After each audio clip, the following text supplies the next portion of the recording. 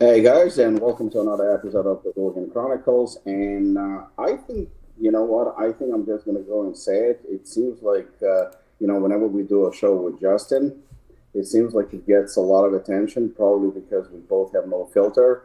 And, there's been a lot of requests for people to have Justin as regular. So, Justin has a very, very busy schedule, obviously. Robert and I have been also trying to do this at least once every 2 weeks. But from my perspective, I think Justin is no longer considered a guest here, more of a co host, so to speak. So I think that, if Justin is okay with this is obviously an open invitation to have this on a regular basis, at least like once every 2, 3 weeks, because I think this is what people want. And, at least we don't hold back. Although I've been sitting on this for the last couple of days. Uh-oh. There is a serious competition apparently because Justin might get kicked out because his better half apparently is way better than him.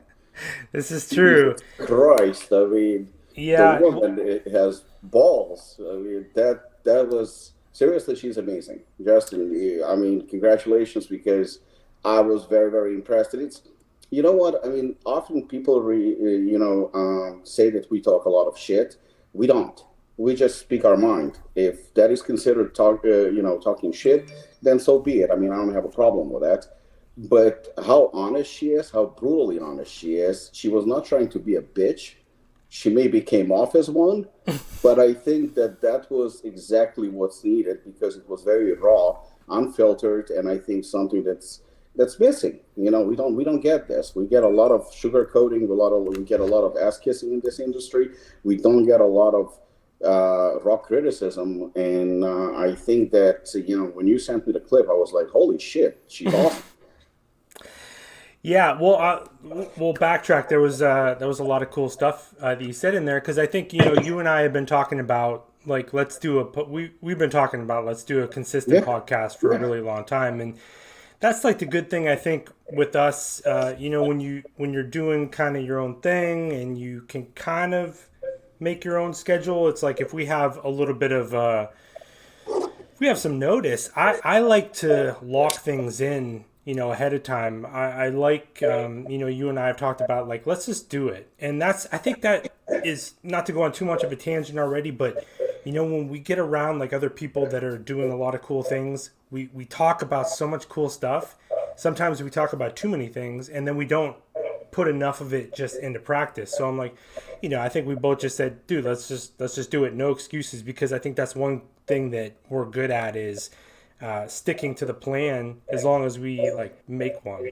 So I'm totally down. Like if we want to put it on the books and be like every 2 weeks, like you yeah. said, twice a month, we'll just do it, man. People really like it. So People like it, and you know what? It's good that that sometimes we'll have like a different guest, and of course, I would love to have you, with me interviewing people because you're really good at it.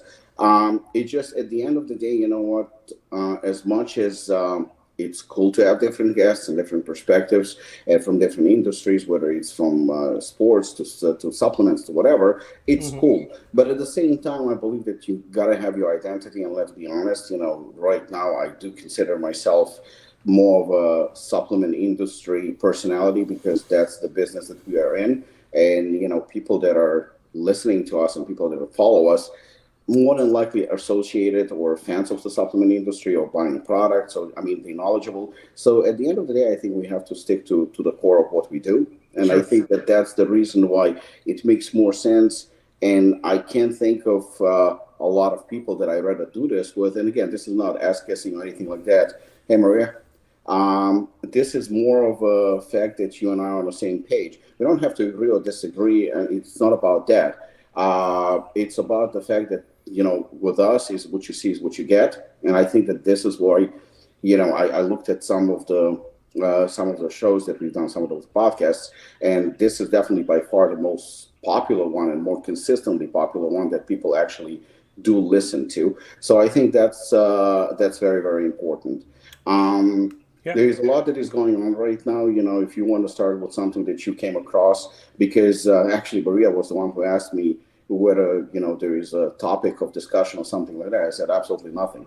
I was like, Right? You I know, had absolutely no plans whatsoever. I didn't even think about it. Like, I wanted just to have a conversation. If there is like a major topic that needs to be brought up, then so be it. But I was like, you know what, let's just have fun. yeah, well, before we get into it too, I want to kind of go back to there's something I've been talking a lot about lately. I've been finding myself having these really great conversations with a lot of like really cool people that have like really great stories and stuff like that. And one thing I've noticed, and we've sort of talked about this before, but people that follow supplements, um, they're really like interesting people, like really, because some way, somehow, we're all trying to hack our way into some sort of improvements in life, whether it's at the gym, but that always trickles down like into other areas of life, right? So we're constantly like in this self-improvement kind of game. And people that I talk to about supplements, usually supplements is like one of the sort of the icebreakers like of conversations. But like how my approach is when I give people like recommendations for supplementation or something like that, I always ask them more questions, right? Because they'll be like, hey, give me a pre-workout that you like or something like that, and I say, well, tell me about yourself, tell me a little bit more about you and what kind of situation. And it's amazing, like when you do that, you'll have some people that'll just be like, well, this, I'll just go Google it somewhere else or something like that. But you get a lot of people that will really like open up and tell you about their life, and then you can kind of like pick and choose and see where everything kind of fits in. And I just start to hear all these really cool stories. And that's one thing you mentioned about Kristen earlier. Her and I are very much like on the same page, and you're the same way, where it's like you'll help people and you'll say things like, we could be controversial and you could say some things that might rub people the wrong way, but there's this foundation of you go out of your way to help everyone you possibly can first. So it's not like, you see a lot of content creators and things like that. They're trying to get clicks and views and likes, so they say outlandish things, and they don't even have to say things that are true or that they mean. They just want to generate some comments or some shares and things like that. Whereas I think that no matter what you say about you or I, whether we've pissed you off or rubbed you the wrong way or whatever, I think that you can't ever say that we didn't like mean what we say. Like we really think about what we're going to say, and if time comes for us to put it out there, we will, but we will give our time to anyone that really needs it too at the same time. Agreed. Like I said, that's the main thing, because at the end of the day, I know it sounds very cliche in a way that, oh, we want to help people, and people can say like, well, you're in this to make a living, you're in this to make money, which is true. I mean, there is nothing wrong with saying that, but you can do both. I always said you can definitely do both without a doubt. A few things that that I've been thinking that I kind of came across this week or the last week or so. One of them was actually Robert sent it to me. The comparison of 3D pump. I'm sure you saw it. Our friends from Price Plow were all over this as well. I honestly have not seen anything Price Plow has done seriously since You're Robert not left. missing much. But there was a very interesting comparison of 3D pump, and Robert can chime in on this one, compared to 8 grams of citrulline. That the effects of 3D pump, a full dose of 6 grams, which is 3 grams of citrulline, and a bunch of other stuff, glycerol as well. I think two Glycerol, grams. Yeah. So alma. yeah. So 1 gram. So that in combination creates 6 grams per serving, and that is as effective as 8 grams of citrulline. Now, when I saw when I saw the article, to be honest with you, from my perspective, I've never tried the ingredient. I have nothing good or bad to say about the ingredient. I just don't. I see on paper, because let's face it, 3 grams of citrulline will do the trick. Just the 3 grams of citrulline will definitely give you some pumps. So the combination, I was definitely, because we know about the synergy and all that, I was not skeptical. I was like, possibly it is true. Again, I haven't tried it, I haven't tested it myself, but based on the article and what I saw, it's equivalent to 8 grams of citrulline. Here's to play devil's advocate again, not to sit on anyone's parade. This is the issue or the question that I have. Number one, I'll say that I'm not against using it myself in terms of in one of our supplements, in one of our products. So I'm okay to use it 100%. I would consider using it. In fact, I have considered using it. The issue that I have, and this is where I want your opinion, I guess, your perspective on this, if it's an equivalent to 8 grams of citrulline, we both know the trademark ingredient will cost a lot more. And I know for a fact the price, 3D pump is going to cost few times, I mean, at least twice or 3 times more than you're going to pay for 8 grams of citrulline. So if it's an equivalent, why would you pay more for a product that equals in terms of results? That's what I'm trying to understand. Because that's the only, not even a knock, the only argument I have. I can't say that, oh my God, it's garbage, it doesn't work, because I don't have that data. I can't say it's good, I can't say it's bad. But if it's equivalent and it's going to give you the same level of pumps, my only question is, why would I pay twice or 3 times more for the product that's going to give me exactly the same results? Because let's face it, you have 3D pump as a part of the formula, right? So you have 3D pump as part of the formula, pre-workout, obviously, and then you have 8 grams of citrulline. So by including 3D pump, your product is going to cost through the roof if you're going to have the same ingredients as the one with just 8 grams of citrulline, or you're going to have to cut corners somewhere. So that is something that I don't understand. And again, I'm not trying to throw you under the bus or anything like that. I just want your perspective and your opinion. Yeah, there's a lot to sort of unpack there, I think, because one of the things you can look at too is because I know some companies that have done this. I know I didn't see that study. I didn't see this. So this is the first time I'm seeing this, but it kind of stands to reason a little bit that if you're going to put in citrulline plus glycerol plus a heavy antioxidant, that's a winning combination. People have been doing, and part of my thing is, there's a lot of brands that I know that you'll just do this. Like, you'll put, like, how many companies have we seen with citrulline, glycerol, and an antioxidant in a product? Like, people have been doing that for, years. So I think the big thing behind it, right, is that we can make claims. Isn't that just really what it comes down to? I don't know. What? I don't know. So I'll have to see this. I'll have to see like what is all going on with this study. Okay, yeah, because that's the only question that I had. Because, like I said, it's always cool to have a trademark ingredient. It looks good on paper. It looks good on the label. And clearly, this is an ingredient that works. I mean, there is no arguing about this. Yeah. Without even trying it, clearly it works. It looks cool. It looks very, very, effective. The price will be probably the only sticking point that I would have. That I would really, but like I said, I'm not ruling out of the question that I would use the ingredient myself in one of the products if it makes sense.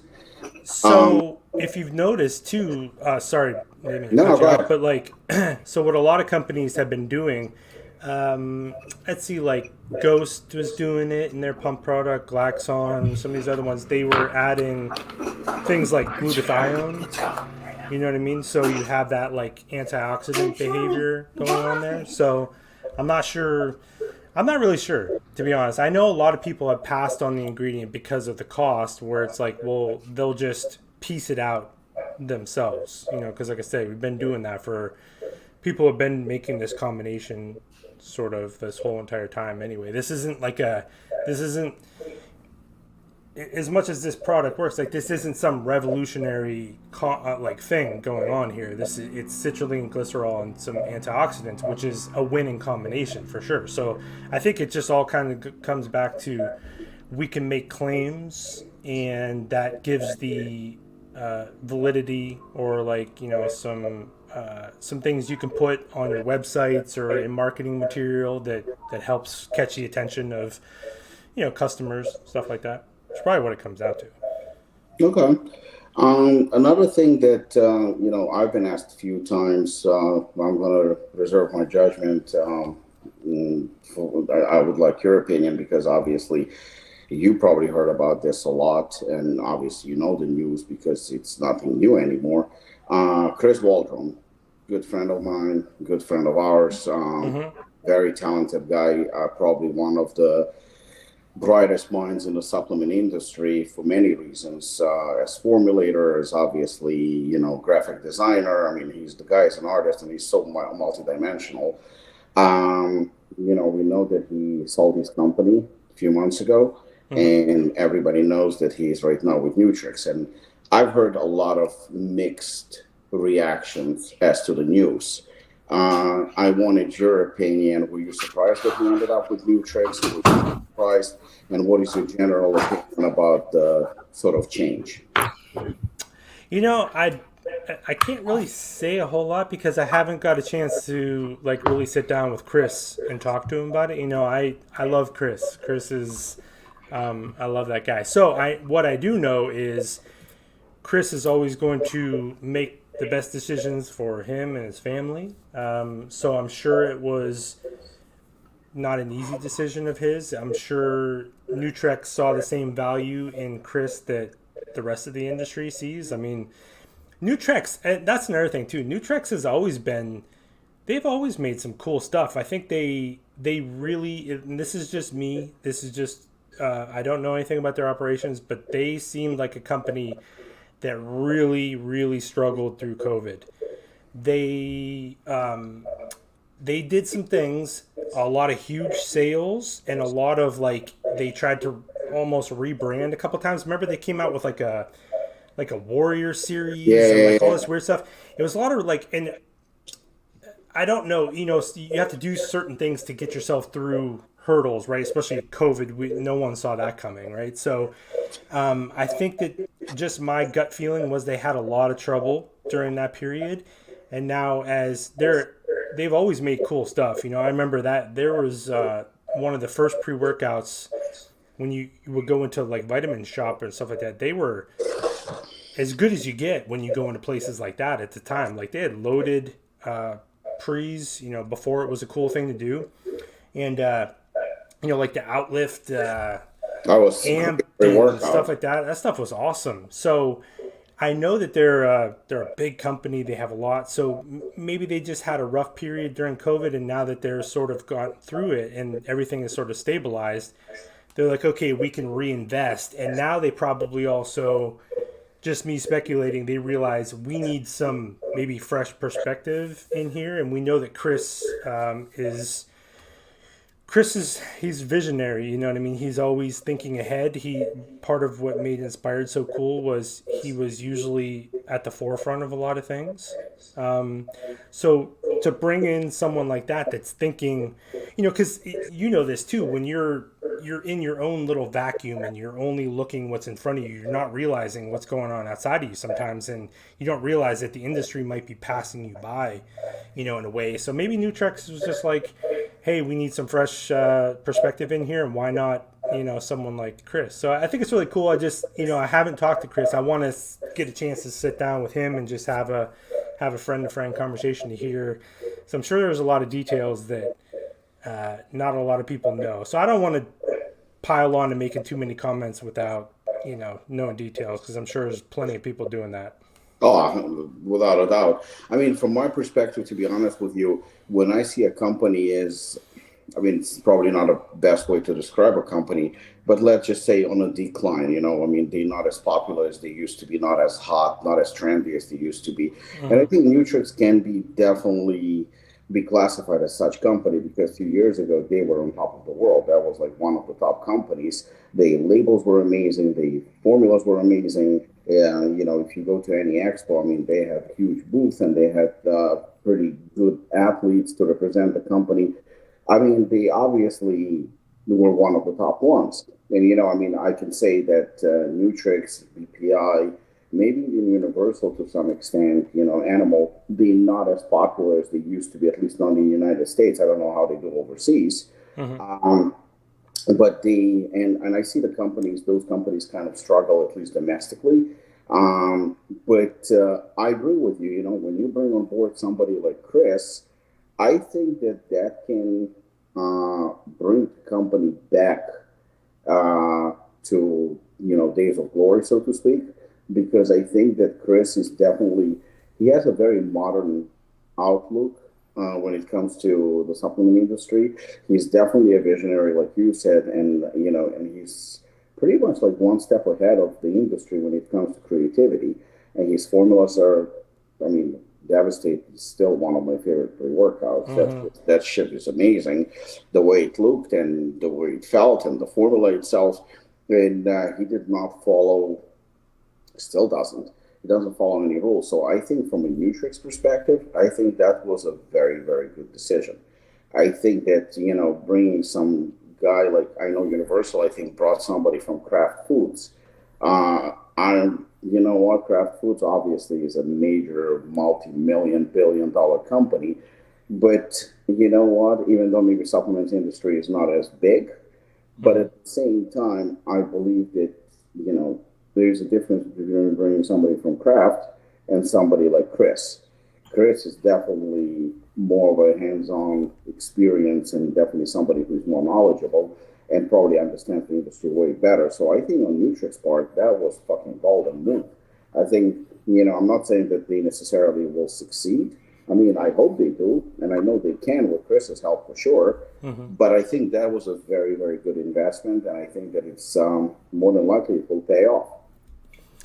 It kind of maybe it's a little like Muscle Tech in a way. I don't know if you followed along with what Muscle Tech was doing, but they they're such a huge, massive company, and they've sort of went down that road where they, very mainstream, very international distribution, and we know what that can kind of do to a brand. But um, I've gotten to know a couple of the guys from over there, and they're really trying to, you can't turn the Titanic back to, getting grassroots necessarily, but they started to release like a lot of cool formulas, and I always say this too, like anytime in this space when we can have companies like Muscle Tech or Nutrex with their resources, anytime we get them involved in like, trying to innovate, that's a good thing for everybody. You know what I mean? So like I've gotten to know a couple of the Muscle Tech guys,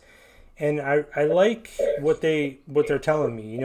They're trying to flip the script over how their image sort of started to look to a lot of the inner circles of the supplement space, where we kind of, a lot of people call them sellouts, and they said that they were not really developing any legitimate products and stuff. And it was funny, like I started to see like some innovative ingredients and stuff start to come out, and I would turn around and they would be in a Muscle Tech product that's already like on GNC shelves and stuff, and I was like, they're actually, all things considered, they're trying to push, maybe back towards the roots of the entire space, which is always a good thing. Yeah, because I mean, if you think about it, it's the smaller guys right now, in order to be competitive, like Capra, like Morphogen, those are the companies that are really putting out good products, and primarily for the fact that they have to compete. I mean, clearly they cannot compete with Muscle Tech and Right. Nutrix and those giants, but in order to get the customers, I mean, they really putting out good products. But seeing, companies like Muscle Tech definitely kind of, doing or trying to do things differently than they used to. I Mm-hmm. mean, they used to rely on heavy marketing. They were taking pages out of Muscle Mag magazines, making all those ridiculous claims and Mm-hmm. selling, for most part, other than I think like a couple of products, most of the products were complete garbage. The labels, the models, the athletes, I mean, they were spending a shitload of money on that. Now it seems like they doing it a different way. I'm not going to say the right way, but definitely a better way, and they're trying to adapt to the current market situation, and it shows. It shows on the product, because a couple of the product, the what is it, Tropic or something that they have. I looked at the formula, forgot the name of the product. Um, For Muscle Tech. from Muscle Tech, They and have, they have some kind of a nootropic product or a pre-workout or something like that. But I saw the formula, and honestly, I was impressed. yeah, they made a big thing. They sent me some. It was like they have this. It's a paraxanthine. It's a Yes. caffeine metabolite. It's kind of interesting where it's nothing like it's a caffeine metabolite, right? So it's not like it's they unearthed some crazy ingredient like out of the middle of nowhere. But they sent me some, and they took my opinion, they took my feedback to heart. They actually even said this before they sent it to me. They were like, this might not be up your alley because the idea behind this was it's supposed to just have it's caffeine like without the a lot of people are very sensitive to caffeine, very jittery and things like that. I'm not like that. Us, we can we can sort of throw the whole thing at us You and still we're have like, hey, Assassin from like 20 years ago? right? So he, one of the guys told me, he's like, this might not be up your alley. He's like, but we would like for you to try it and just kind of, they didn't ask me for anything. They were just like, just let us know how you feel. And when I tried it, I didn't feel really good on it. It made me feel very like off a little bit, but that's kind of what he told me he thought would happen. And it gets really good feedback from a lot of people, like more general population, because I tolerate caffeine so well that it was almost like mellowing. So it's like you take a pre-workout, and Kristen took it too, and she was like, "Yeah, I don't really like this," but they put it in a fat burner, and she absolutely loved it. So it's kind of like it might not be for everyone kind of thing, but it is like kind of a I don't want to say unique. It's a cool little twist on things. I was a little skeptical at first, and I told him that, and he said, "Well, I want you just try it out and let us know what you think. We're trying to gather, as much information as possible," and people really seem to like it. So, I can't complain about that. Speaking I of, can. oh, there we go. I was waiting for this. I don't know. It is. I wrote. Let me do a word count real quick. 4,500 word deep dive on paraxanthine, infinity paraxanthine for the Patreon community, and Scott Welch and Muscle Tech were kind enough to send me a whole tub of the pre-workout using Infinity. What's it called? I can't remember. Euphoric? Euphoric. Yeah, with IQ at the very end. And so it is one of the ingredients from Sean Wells and NNB, or his ING2 company, subsidiary sister company of NNB. I'm really not a fan of the ingredient. I've gone through at least half of the tub over the past 2 months since Scott was nice enough to send it to me. It is not. If you enjoy caffeine, I would not recommend trying paraxanthine. There is a severe crash.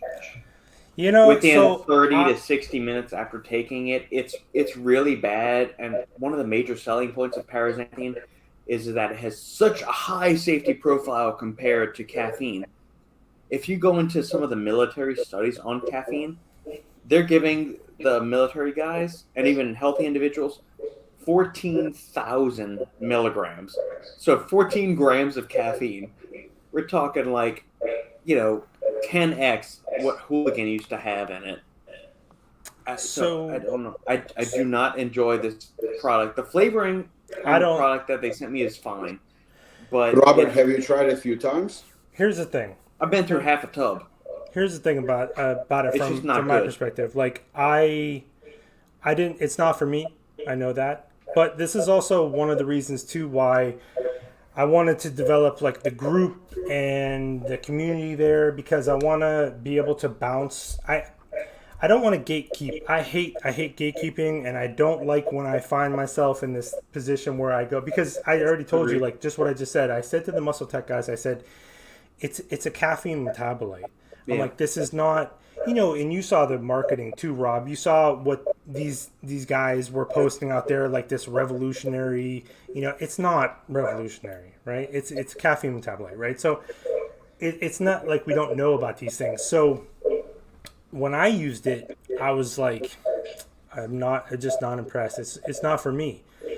So they, a lot of people like in the private Facebook group and stuff like that tried it, and it gets really good feedback from people. So it's like, I don't want to get in that position where just because I'm not impressed with it, that doesn't, it's like I don't want to be that person that puts that stamp on it necessarily. I want to get other people's feedback too.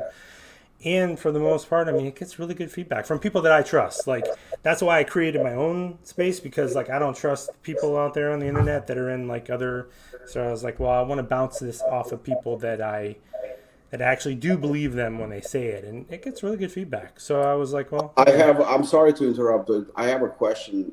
Do you think that maybe both of you were not impressed with the ingredient, and others were? Maybe because you used to better products, maybe because you have better experience, better tolerance, maybe it's those related. Yeah, tolerance, maybe better products, no, because like I said, a lot of people got to try it in a Facebook group, and they're used to using the same stuff, that I use. So I think it was. And it was, like I said, it was just exactly what they actually told me before they sent it to me. They're like, I don't think you're going to like this. Like, they're like, it's probably too mellow for you. And that's like what Robert was just saying, like you just feel this, like there's no energy there. It's almost like, it's kind of like pushing down to the point where it's like, yeah, you're going to crash. So, that's my experience with it. But also at the same time, I can't dismiss how much good feedback I've heard about it too at the same time. What about if you compare it to other ingredients in the same group, like T-Green, Dynamine, and Extra? T-Green is an interesting way to describe it too, because there's a lot of people, if you take too much T-Green or whatever and Robert knows this, we've had this conversation a million times. I don't like T-Green. Especially once you get to like higher dosage, just puts you to sleep. It's kind of one of those ingredients that people have a lot of different experiences with, so it gets kind of weird. Okay. I know Robert was not a fan of combination, I think, of T-Green and Dynamine, if I'm not mistaken. Right, Robert? Yeah, I think both of us caffeine, didn't like that. The trifecta of caffeine, T-Green, and Dynamine, I'm not a huge fan of. I'm not either at all. It's weird. I realize every supplement you take is highly individualistic. So for me, caffeine plus T-Green, fireworks all day long. It feels great. I've been using it for days on end for years now. Dynamine, the only time I've tried Dynamine in combination with caffeine in a nootropic supplement and enjoyed it is Cognisurge from Jack Factory. And a lot of people, do you crash on that? Do you crash on Dynamine? Not with Cognisurge from Jack Factory, but when Compound had first started sending me Dynamine just to try the bulk powder with a few just random other pre-workouts or bulk caffeine or coffee, I did not enjoy it. I didn't notice any difference between regular coffee and the addition of Dynamine. T-Green and caffeine, I noticed a difference. So if I added a capsule of T-Green with a cup of coffee or a French press of coffee, there was a discernible difference between what was going on. With Dynamine, it either felt completely nil. So when Primeval had released their Mega Pre Black or Mega Pre Red, they were doing caffeine plus Dynamine. I almost felt sleepy after I took that. And even the full serving, I'm not sensitive to caffeine. Dynamine has always felt weird. The only difference that felt good for me was Cognisurge from Jack Factory. And I've looked on Amazon and Jack Factory's website for the past month and a half now. It's nowhere to be found. So I'm not sure if they discontinued it entirely or if it's on back order or something. I know a lot of people that like that product. Yeah, I know a lot of people that like that. You know what else is too, like I mentioned, so I always, one of the cool things, and going back to your first point, like when we first jumped on this podcast about Kristen, one of the good things about us is we're on the same page, right? So we use the same kind of stuff. And now she's a woman. She trains extremely hard, but we can bounce things off of each other, and it's not just me, kind of talking. So she did not like the pre-workout from Muscle Tech at all. She had the same experience I did. But then, see, I don't do cardio only days. She does. I don't do that stuff. So she said, well, I'll try it was like Burn IQ, I think was the Muscle Tech one. Yeah, Thermo. And she uses that every single time she does cardio. She loves it. So maybe it's, I like to train at a certain intensity, weight training, barely, not much cardio at all. So it also, maybe it's a use case sort of kind of thing going on where, like I said, she did not like the experience with the pre-workout to lift. But when she was doing cardio, she said that, cardio for her is pretty boring too. She said that she just got into this mental state where she just was going. Next thing you know, she's like, I look up and it's like been an hour. So, use case gets a little goofy in there too. It's like, well, if we're, trying to sit down and work, maybe T-Cream does this. I like a little bit of Dynamine in a pre-workout based on training. So again, with the whole subjective stuff, maybe even down to the use case like that. Yeah.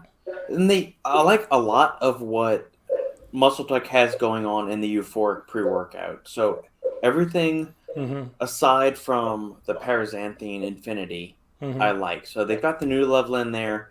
They've got the citrulline. Everything else, the neurofactor, which one of my favorite ingredients of all time, non-stimulant ingredients, is great. Yep. I'm just not a fan of the Paraxanthine. I've dived into the research. It's not that great compared to caffeine. There's not enough research to convince me that is that much superior unless you're getting paid to promote it. Superior is definitely not the word I would use. No. It's different. Like, it's just for me, it was just a much different experience than, and maybe not even much different, but it was like, it wasn't for me. But yes, when you start talking stuff like what you're saying, like where they're like revolutionary, superior, also, that's when I'm like, okay, I don't want to hear that. Let's just use it and we'll talk about the experiences and kind of go from there. I mean, for my younger brother that gets a little bit jittery off a single cup of coffee, I would recommend that product to him. For me, my sister, Sandy, anybody else that can handle a couple of cups of coffee and be fine, it would not be in my top 10 to 15 pre-workouts to try. Well, here's what I find interesting. Listening to what you two are saying. I mean, it seems like T-Cream, both of you are not overly impressed. Dynamine sort of way. I mean, you like it, you don't like it, but you're not overly impressed. T-Cream, I like. Paraxanthine or Infinity, Paraxanthine, I don't like. not so much. And an extra, I've seen some people like. I like an extra, but at the same time, all these ingredients are very, very expensive. They trademark expensive ingredients, and if you want to fully dose them, then you're really going to pay for them. And it seems to me what's interesting is the fact that the driving force behind all this is caffeine. The cheapest of them all, the most simple, and it seems like, because I don't know, Robert, if you remember, we interviewed, my mind is all over the place right now.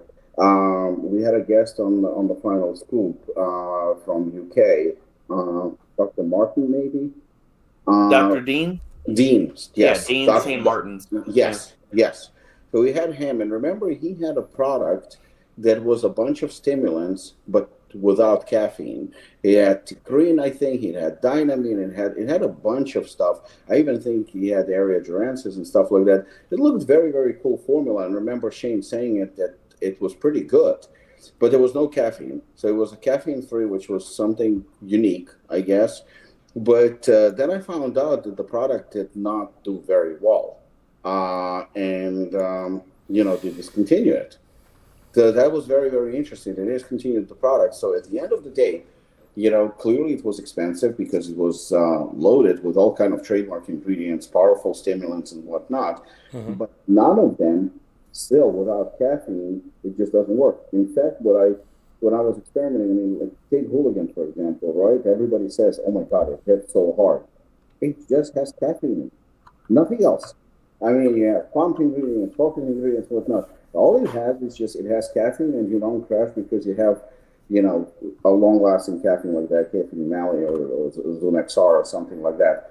So at the end of the day, do we really need those ingredients? That's my question. Do we really need them? Do we really benefit from them? Especially, the high cost that they present themselves, because caffeine is going to cost you a couple of cents to put in your product, while those ingredients will cost you $1, $2, $3, sometimes more. So why we do it? Just because they trademark? Just because they look cool?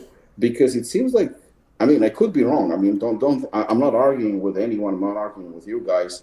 You're very knowledgeable. I respect your opinions, but I'm saying just why the fuck do we use them? So I can pose a question to you guys, and also this will tie into this whole. It's a great question. So someone asked me today on my question sticker. They said, "What are the 3 to 4 ingredients you look for in a pre-workout?" And honestly, I really couldn't come up with anything. What I said number 1 is caffeine. I said, and that's number 1. And I said it doesn't have to be 400 milligrams, doesn't have to be 750 or whatever. But I said caffeine, for me, I want that in there because caffeine, we know what it does. It's got tons of studies. It's got tons of backing. And then I said, and this wasn't a way to be like, oh, because I love the pre-workouts that are on the market. I love the loaded formulas. I love the citrulline and betaines and all this obvious performance ingredients that have backing. But I said, if there's 3 things that I make sure I have in my pre-workout every time, and that's caffeine, I said sodium, and I said and some carbohydrates. And I said once you get past that, I said there's tons of cool things that we play around with in the space. I said, but there's nothing that I say that's a deal breaker, or that's not a deal breaker, or that has to be in there. If someone puts 10 grams of citrulline in a pre-workout, if someone uses none, I don't think that makes a pre-workout good or bad necessarily. I said, I like to look at everything that kind of happens. I said, but if I had to pick 3 ingredients that I want for my workout every single time, I said, it's caffeine, I said, it's sodium, for all the benefits that sodium gives you during your workout. And I said, and I always make sure I have some carbohydrates. So I said, beyond that, it goes to exactly your question is, beyond that, beyond those basics, it's really like, what are we doing? Like, not that they're not beneficial. We know there's studies that back up this stuff, but it's like, it becomes so customizable, like what you like to play around with. Interesting, because the thing is that I agree with you. I mean, I'm somebody who could be accused of the fact that I throw a kitchen sink at some of the pre-workouts that we do, and I can, like I said many times, I see sometimes a reason behind it, but at the end of the day, if you really want to have a good product, sometimes 4 or 5 ingredients will do just that. They can cover pretty much everything. Pump. Okay, citrulline, the most basic. We're not even going into sulfur-6, nitrosamine, vasodrive, or nitrates. We're just they go basic, citrulline.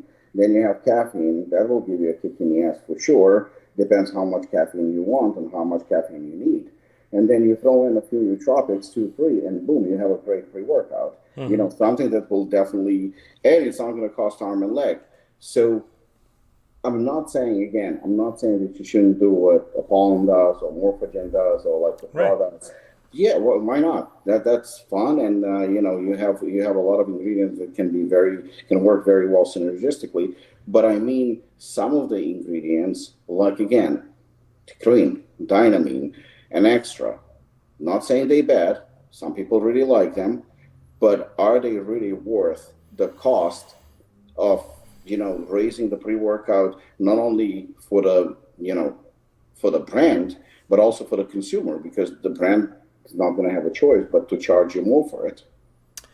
Yeah, I think that's so. What I try to tell people too, and it becomes difficult these days because there's a rat race with the pre workouts to make them as loaded as possible.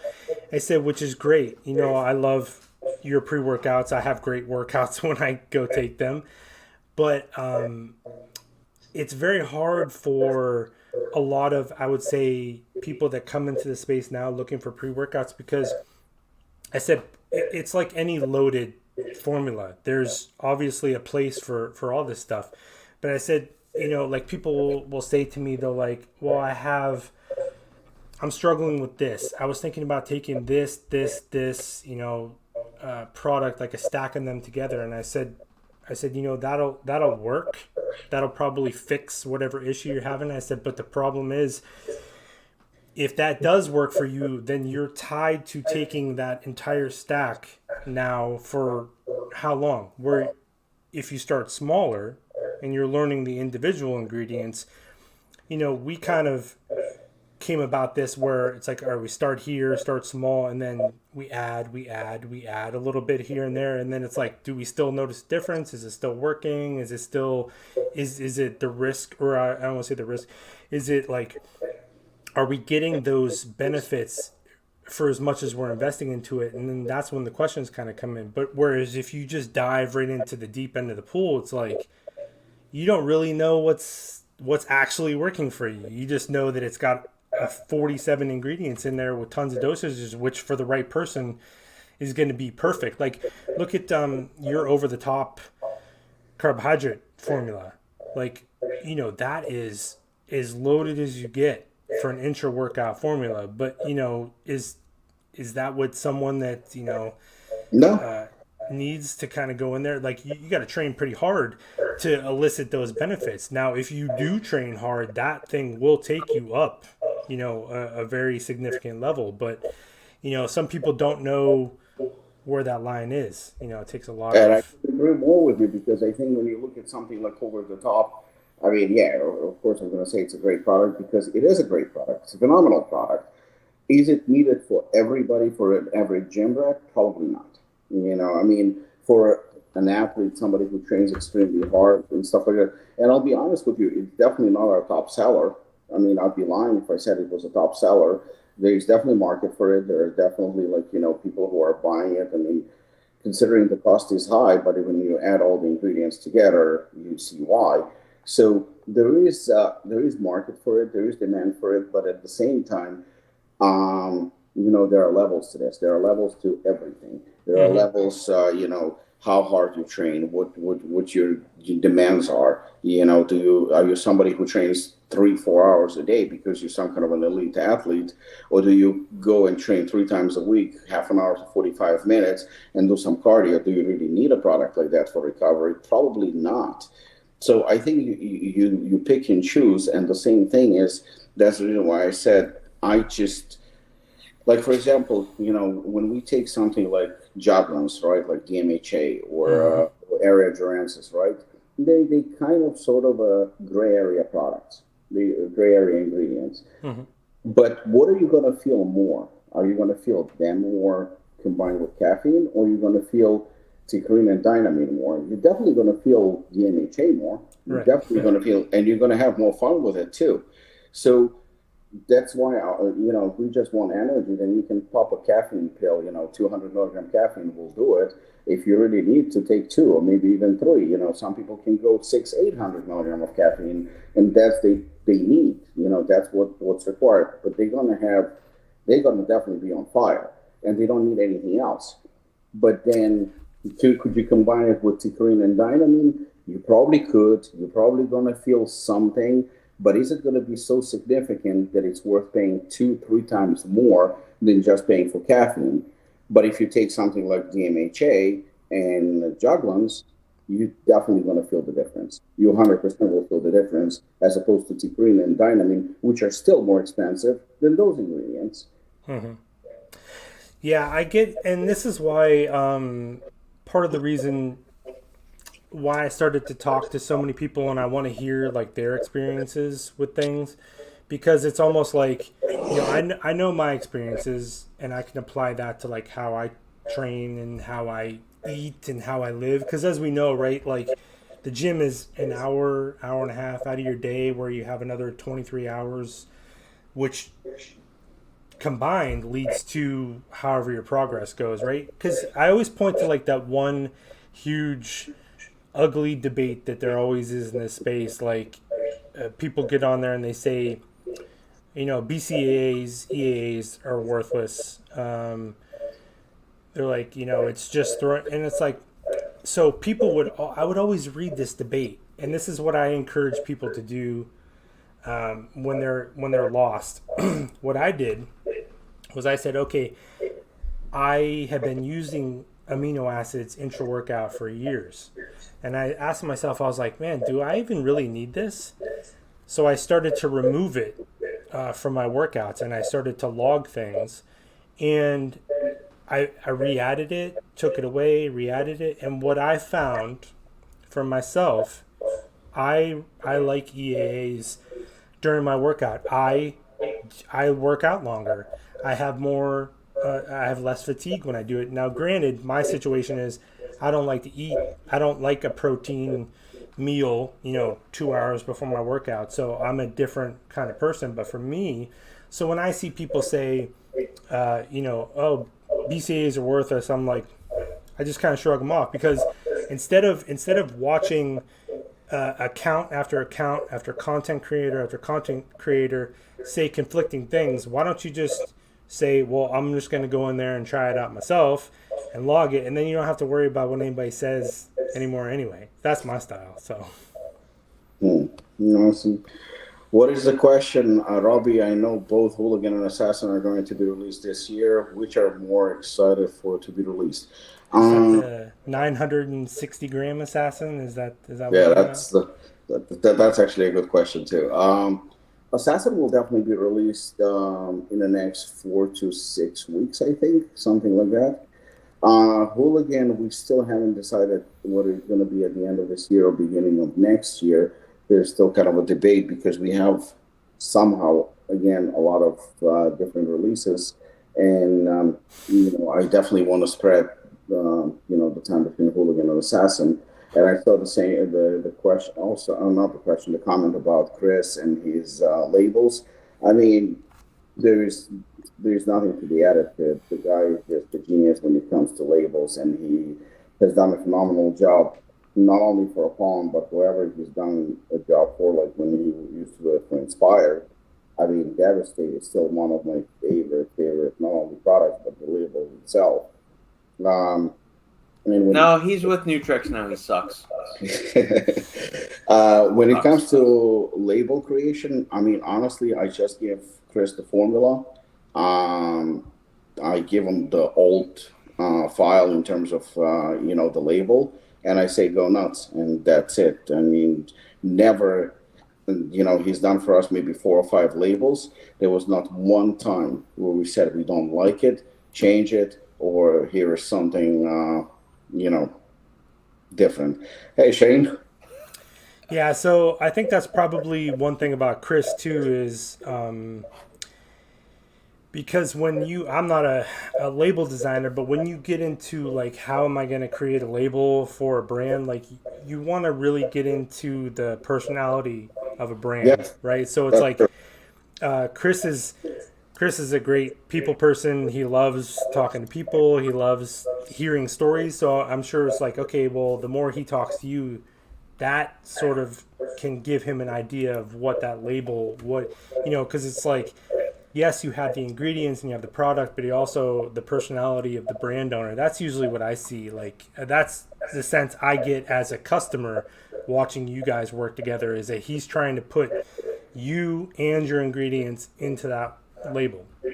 I just have an approach when it comes to working with people or talking to people. If I consider you an expert in the field, like for example, Shane just joined, clearly I look at Shane as an expert in the field because he's been in the industry for a longer period of time than I have. He's seen it all. He interacts with different brands, brand owners.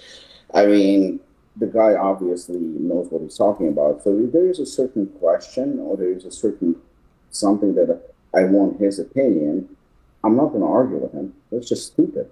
Why would you ask an opinion of somebody and then argue and present your opinion? That's just dumb. So the same approach I have when it comes to label, when it comes to Chris. I've seen what he's done with Devastate of the Nation. I mean, that fucking label, like I said, it's a work of art. Still, I one of still the have one. I have one it's just amazing. because the label was so The sick. label, the I label kept is just one. insane. Yeah. So you go to somebody who is an expert and you say, okay, I would like you to do a label for me. And then you're going to criticize him and you're going to say, okay, you know what, this is not good or that is not good. Just stupid. I don't work like that. I mean, I surround myself with people that I trust. And if, I want to pick their brain, I'm not going to go, you know what, I disagree with you. If I disagree with you, why did I ask you in the first place? It makes no sense to me whatsoever. And that's the way we also run Apollon. I run it with Kay, and you interacted with her as well. When she talks to you about certain things that you guys talk, I don't get involved. I don't get involved because I feel like, her and you have your subject to discuss. You and I have our subject to discuss. She's maybe not as knowledgeable, gets involved as much in manufacturing process and formulations as I do, and that's the reason why she'll talk to me about it. But she's not gonna go and go like, okay, change that ingredient to that ingredient because I don't like it. She's not gonna do that. And the same thing, I will not question her either. So that's the reason why, if you trust somebody, then you trust somebody. How important is taking tyrosine, L-dopa, phenylalanine with caffeine, since caffeine can affect normal dopamine levels negatively over time. You want to take this? Well, I don't know about the word important. That's the only thing that I'm kind of. well, I'm not sure. there's also a lot of, obviously, Robert can chime in here too. There's a lot going on with this question. There's So tyrosine, there's this kind of misconception, I would say, in a way, that tyrosine, like if you take tyrosine, it means dopamine. That's not how tyrosine like exactly works. It is possible that if you're lacking in some area and you take this stuff, to say, I don't even know that I can really just sit there and go and agree with the whole like caffeine affects dopamine levels negatively over time. I don't even know if I can get there. But say it does, then okay, maybe you have to fix that in some way, shape, or form. But I don't know. I'm not really like. There's a lot kind of going on here that I would have to sort of hear where this is coming from. Like what, you know what I mean? Like I need to know some more Yeah, details. I'd agree. If you spend enough time on Reddit forums, you will see that too much tyrosine supplementation will decrease libido, make you want to kill yourself, and do a whole bunch of other Fuck stupid Reddit, shit. man. Yeah. Yeah. No. Tyrosine will be converted to phenylalanine, which gets converted downstream to dopamine and all of that stuff. Um, Tyrosine is a precursor to dopamine. It is not the sole precursor to Yeah. dopamine. You can Yeah. go for L-dopa, but if you're going for L-dopa, you are bypassing BH4, which is the hydroxylase enzyme that will convert tyrosine and phenylalanine into To dopamine. dopamine. So Right. kind of like supplementing with 5-HTP instead of tryptophan or any other precursors. Well, so I'm glad that you brought that up too, because that ties in where like if there's a possibility like if we're taking, because tyrosine is in everything Yeah. now. Like that is one of those ingredients that just because it hit like Reddit and TikTok and all this other stuff, that tyrosine was somehow this dopaminergic replacement for like Adderall and shit like that, where people are like experiencing that. If you can use as much tyrosine as you want at one time, you are not going to experience that. You're not going to have that type of experience. Correct.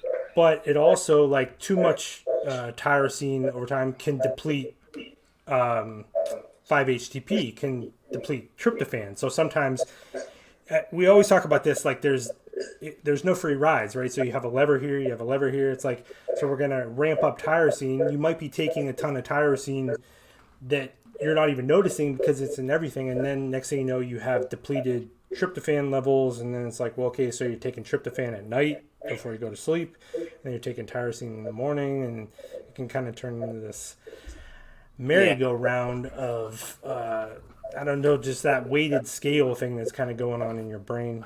Agreed. That's why whenever I'm doing a formula or anything like that, I'm reticent to do anything that a direct either L-DOPA ingredient or 5-HTP thing. I'd rather do the precursors in front of that, unless we have a very targeted application, because L-DOPA and 5-HTP have kind of a counterbalance thing to where if you oversupplement with one or the other, it can lead to very deleterious effects. So if you oversupplement with L-DOPA or you oversupplement with 5-HTP, you think you're boosting your mood, your motivation, but if you're overdoing one to the other, it's going to lead to depression, malaise, ambivalence, all of that other stuff. So this is... Oh, sorry, go ahead. Oh, no, that's fine. So caffeine, yes, caffeine does increase the release of dopamine in the brain, but that's only for people that are very new to supplementing with caffeine or drinking coffee or anything like that. Over the long term, caffeine, coffee, green tea, black tea, any of those things have beneficial effects on dopamine receptors. So it upregulates and increases the sensitivity of dopamine receptors with prolonged supplementation of that. So I wouldn't worry so much about that. Phenylalanine, there's more research with L-tyrosine. So anywhere between 2,000 milligrams a day all the way up to 10 to 15,000 milligrams per day. Yeah. But I would stick more in the 2,000 to 3,000 milligrams just because it's more economical. So it's one thing, and this has been kind of like probably the most fascinating part of what we do or what I do in particular. And so mental health is at the forefront of basically every conversation out there, right? So what's neat about it, but what is also dangerous in a way about it, is we have so much information about how can we tap into this dopamine and serotonin and all this other stuff, right? So a lot of people are experimenting with these things, and you'll see these videos and people will go, oh, take 5-HTP for serotonin, right? Yeah. If you don't actually have just exactly what you just said, nailed it, because a lot of times people are convincing themselves because they're lethargic or they have brain fog. It could be for a million reasons. It could be just that's what happens throughout your daily life, right? So someone says, oh, I'm feeling this problem right now. Let me take some 5-HTP. 5-HTP and messing with serotonin and stuff like that is... SAMe is another one. Robert, you know all about SAMe. We've talked about this. I love that ingredient. It's an amazing ingredient, but when you get people that start taking it that shouldn't be taking it, next thing you know, you've created more issues for yourself. So then you have these people working on these levers where you're flooding yourself with caffeine all the time, and then you're also taking things for like serotonin. So you have this constant like serotonin, dopamine thing kind of going on, and they chase it every day, all day kind of thing. And it's like you're creating more issues by trying to fix a problem that you don't even know you have. So the more information that keeps coming out there, and it ties into this question here with this fucking lion's mane conversation, this nonsense that's out there about lion's mane, kind of ties into the same thing. It's like we're diving into these like on paper. It's cool to be involved in the biochemistry and understand mechanisms of action. That is, how does that then fit into someone's life outside though? Because we know reading about it on paper and seeing it in a controlled study in a lab somewhere is one thing, and then also using it in the real world, how people actually living their lives is a totally different thing. So then you have people that are just all over the place all the time. I see it every single day. They're chasing something. Agreed. The lion. There is no lion's mane controversy, Creamy. The lion's mane controversy has started from some fucktard that likes to An industry comb term. over the Reddit forums and then make clickbait videos on YouTube and Instagram. There is no controversy. There is no verifiable human data showing that supplementing with anywhere between 500 up to 3,000 milligrams of lion's mane extract, mycelium, fruiting body powder, whatever, decreases libido, tanks motivation, anything like that. My stance on this is that, sure, if you take lion's mane and then you jump on a Reddit forum and you think of, oh, I just took lion's mane, what's going to happen? Oh, and then you hear about somebody else that their girlfriend broke up with them, their mom just died from cancer, they found out that they have a stomach ulcer, and they didn't sleep well last night. Yeah, that's going to tank libido and everything else.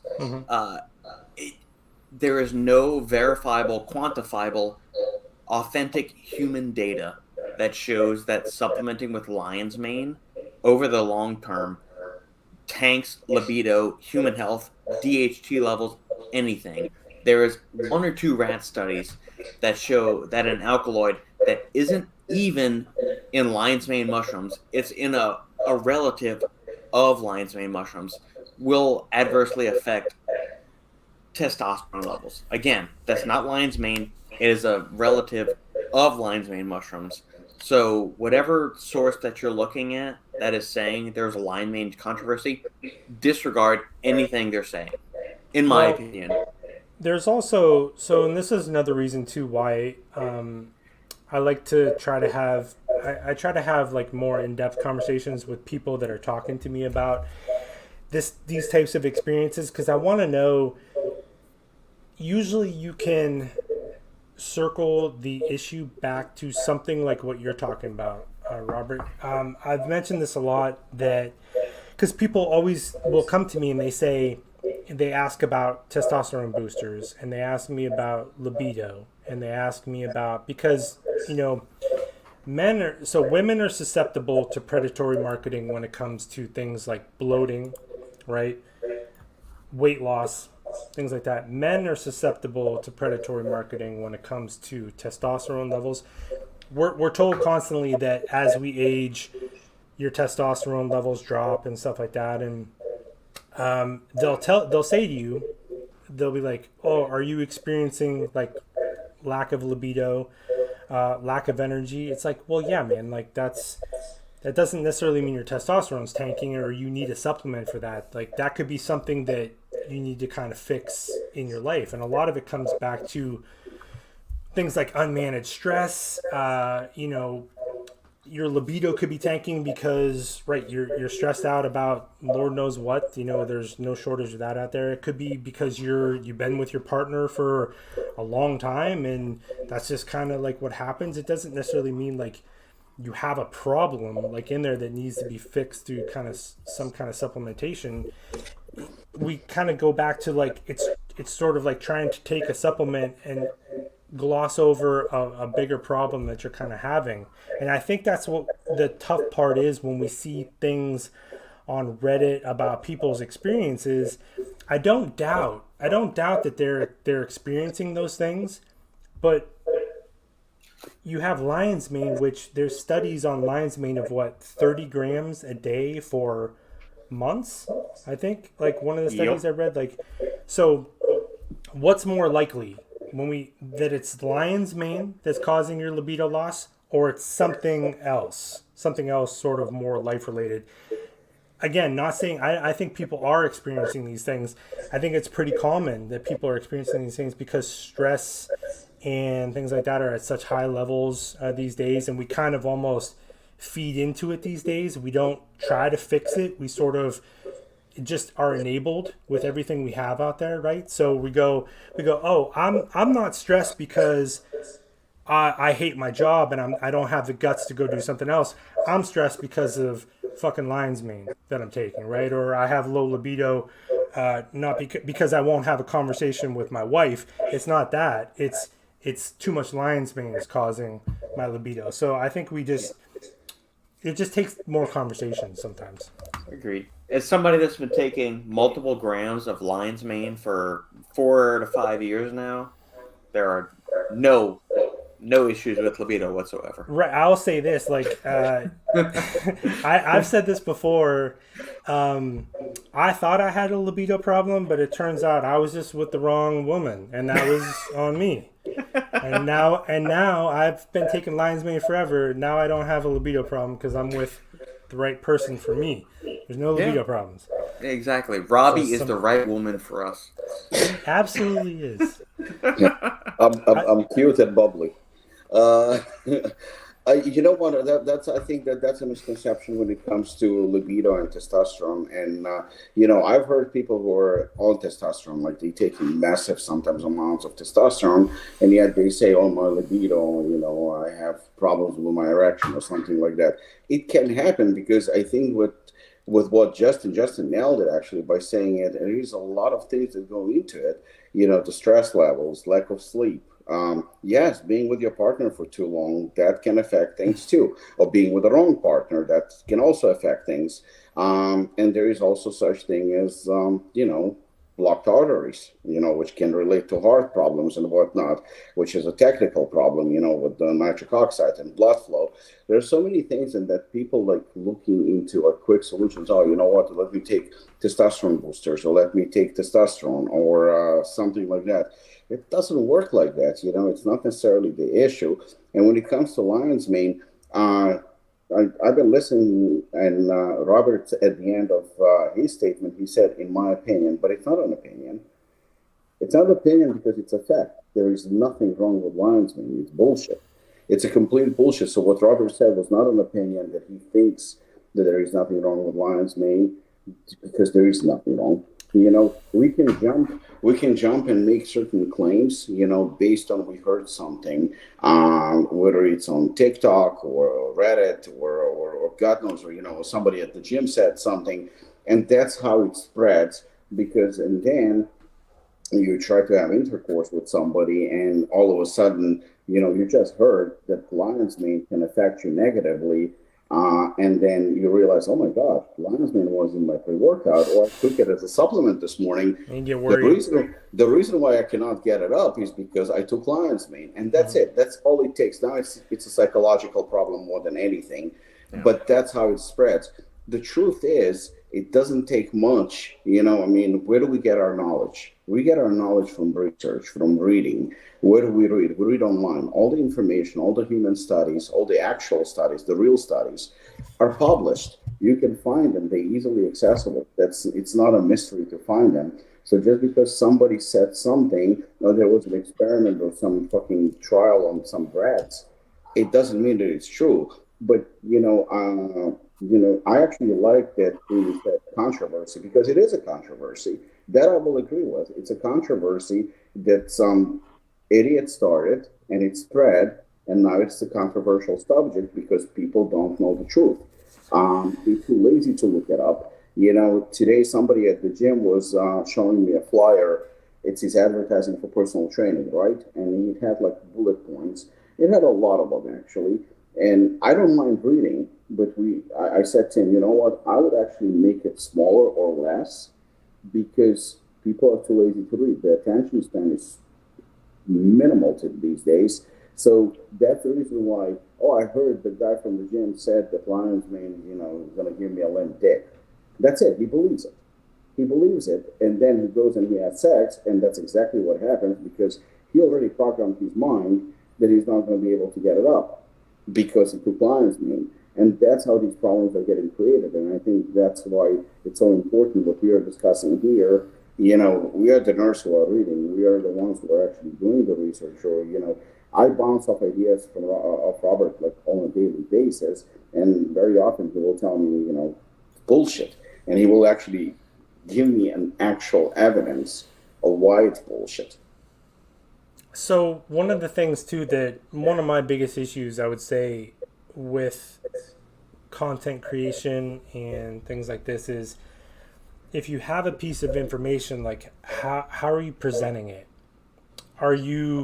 Because the way social media is and the way the internet is, you have to be over the top about what you say, right, in order to get someone's attention. But how is science over the top? No, science is boring. Science is a lot of, well, in as of right now, we know this, or the current research tells us this. It's not, lion's mane, does this. So how someone present, like if someone says, hey, I was kind of looking this and that, lion's mane, anybody else kind of experience, like you have like a normal conversation with people, but you just have people that they present data because it's good for their content creation and engagement, and then you kind of whip up this sort of storm. It kind of goes back to, it doesn't matter whether it's true or not. All that most people care about is, how does it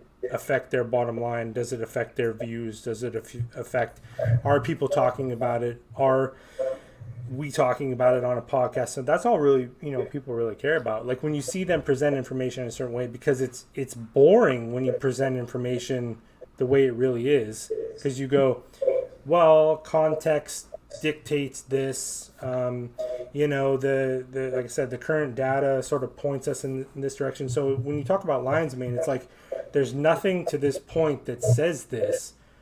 However, let's keep an eye on it. Let's take a look at it. Let's analyze data, and maybe 10 years from now we have a different opinion. But that me saying that's not going to get anybody to watch a 5-minute long video of me saying that, because that's just not popular internet content right now. Agreed. And for Creamy, I have no idea who the hell Ryan Russo is. So no, I've not heard of that. I'm not tuned into the Twitterverse, so I don't know. But thank you for the question, Creamy. That's a good question. That's kind of part of it is right? He's basically saying it has insane side effects. Yeah, any kind of exaggeratory comment like that. Yeah. There's too much exaggeration in the space. That's one of the, I would say, exhausting parts about being in the space is everything is so exaggerated. Just like, let's go back to the paraxanthine marketing, where it's like this revolutionary new ingredients. Like, it's not revolutionary, but it's not cool to say, hey, we got this caffeine metabolite that, might make you feel good. It's like, nobody's going to put that on a slab of marketing, Word. And they can't sell NNB anymore. Yeah. There's a... Well, question, Rob, I guess it's for me. What is your all-time favorite Apollon product? So, quick answer. I mean, I have to... Sangria Assassin? You gotta say that. Hooligan, because that's what put us on the map. But, so I'm just giving respect to Hooligan. But in terms of product, it's actually probably two. And one of them, I think that Justin's going to relate to, because he's the one who made it popular. And that's peanut butter cookie protein. 50/50. That I can have any protein, but I always go back to that one. That's just, every time it hits the spot. It's just that good. In terms of pre-workout, Lionheart. I mean, that just, for me, it hits all the right spots. So that's pretty much the answer. I'm trying to think if I had to pick a favorite, what my favorite, because the pre-workout, huh? Assassin Sangria. No, like that thing is, like I said, Robert Please sent me tell me that you throw it away, that it's gone. No, it's just, it's in, there's a few more servings left in there. I've shared it with some people too. It changed color. It's sticky. Oh, it's disgusting horrible looking. You just pull it out and eat it at this point. And it still works? Oh, yeah. Although, like I said, there's no serving size on the tub, so I'm not sure how much I'm supposed to use in particular. That shit is probably 5 or 6 years old. Mm-hmm. It expired a long time ago. I think because I've talked enough about the protein. I love the protein. I will say this too, like I even like the isolates are great, but I still go back to the 50/50. Well, you're the one who argued, I remember, with somebody also on basically on Apollon's behalf, when somebody said that isolate is superior. I know how Robert feels about just isolate, but I remember you kind of like jumped on it and it was like you were very aggressive on that answer. I remember that you were pissed. Yeah, it's kind of one of those things that it just came into the space where that became accepted, and I was like, well, when I came into this space, I started to read about the first thing I did. I didn't listen to I wasn't listening to what brands were saying. I wanted to know how whey protein was made. So I went and I read and I exchanged emails with, the dairy farmers and shit. So, and as they're explaining to me this process, I'm like, so why is isolate the king of, protein? That doesn't make any sense. And when I started to put that opinion out there, I was shocked and I was like, so have you guys just never tried to understand like how it's made?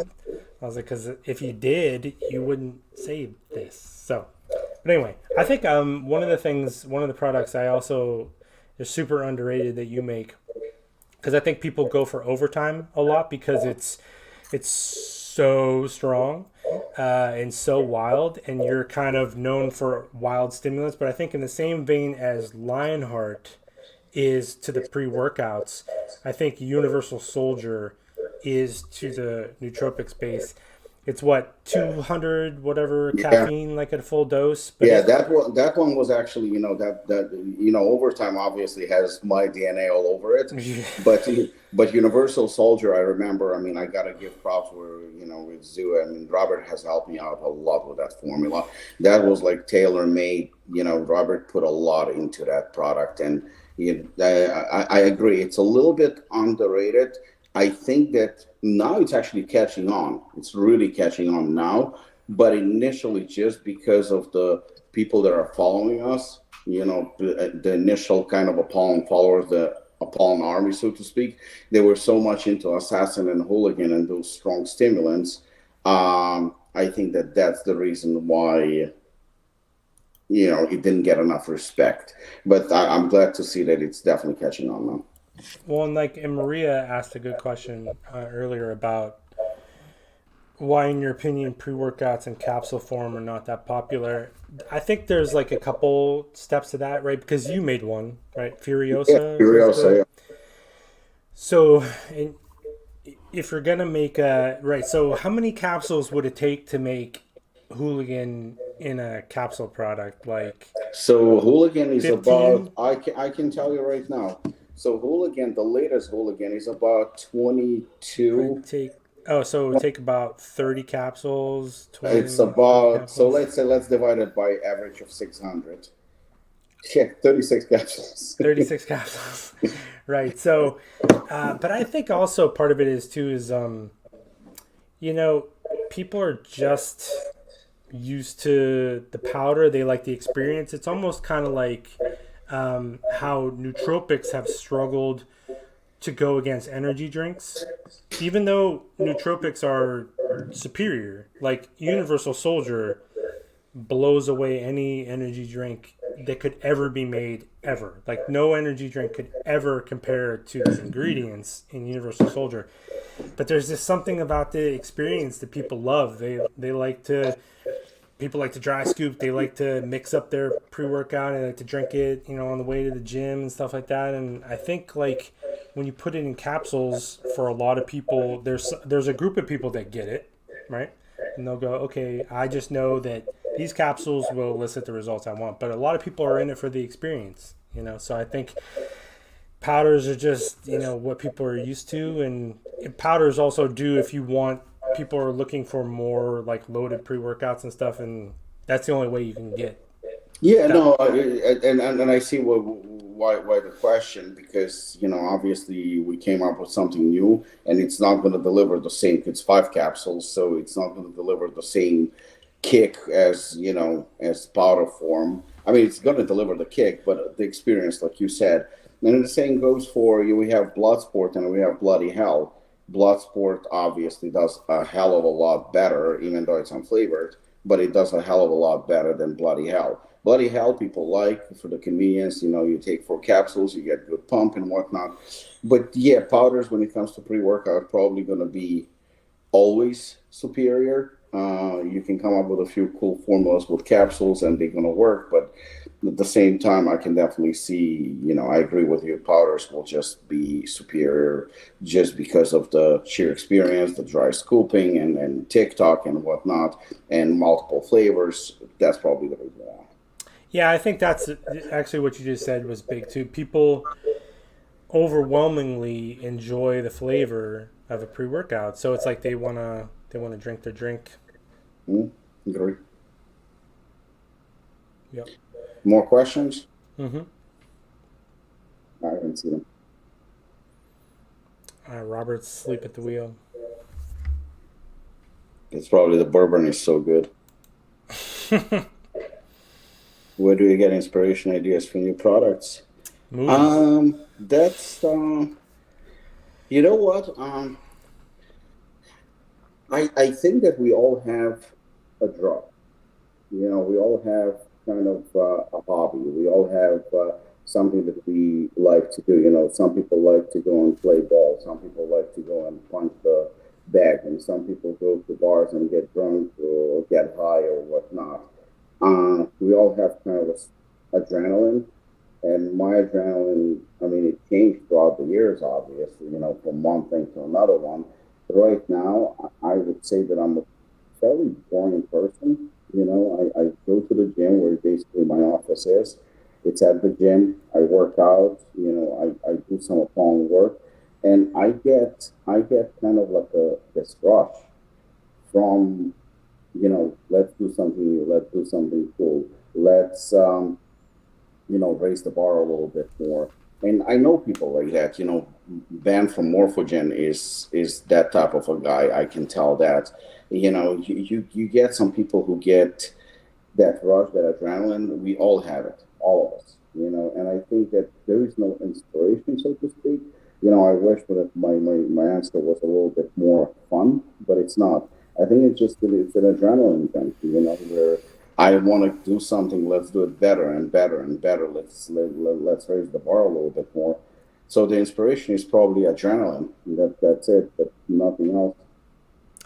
So I think too, like just from an outside perspective, watching your brand grow, especially exponentially, over the last year or two, it's been just an onslaught of new stuff. I think like one of the things, just from my perspective, watching you, it feels like you see with a lot of brands, you're doing a lot of experimenting, right? It's just like running ads and stuff like that. You have to experiment. You have to put things out there that don't work. They have to put things out there that you're like, that was a flop. Okay, director. But I feel like you guys really, maybe like 2 years ago or so, you really found your rhythm when it comes to, you found because I think what a lot of supplement companies I see, you have very mixed messaging for a little while. And then Alpha Lion's another example of a company I saw sort of come together. They had all this like weird marketing and all these really cool products, and then all of a sudden they found that superhuman sort of vibe, and they brought everything.